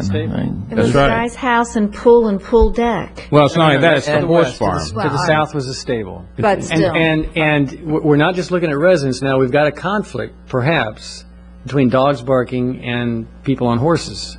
So do we have, you know, how many conflicts do we really have here? So, first question to the panel for me is going to be, man, how do you design a dog kennel? Somebody tell us how to, you guys come up with that. But we can research. Let's not overdo it, too. You know, you have a human aspect here. The source thing, you got lucky with a technicality. The source, I think, would have lost their appeal. Oh, I guarantee you it would have. And you've got an issue where you put human beings. And I'm a great dog lover, but let's not overplay this one. Yeah. Thanks for your time. I need to correct one oversight. I should have introduced Susan Olson representing Ann Good night, Reuter. Susan. Good night. We're adjourned.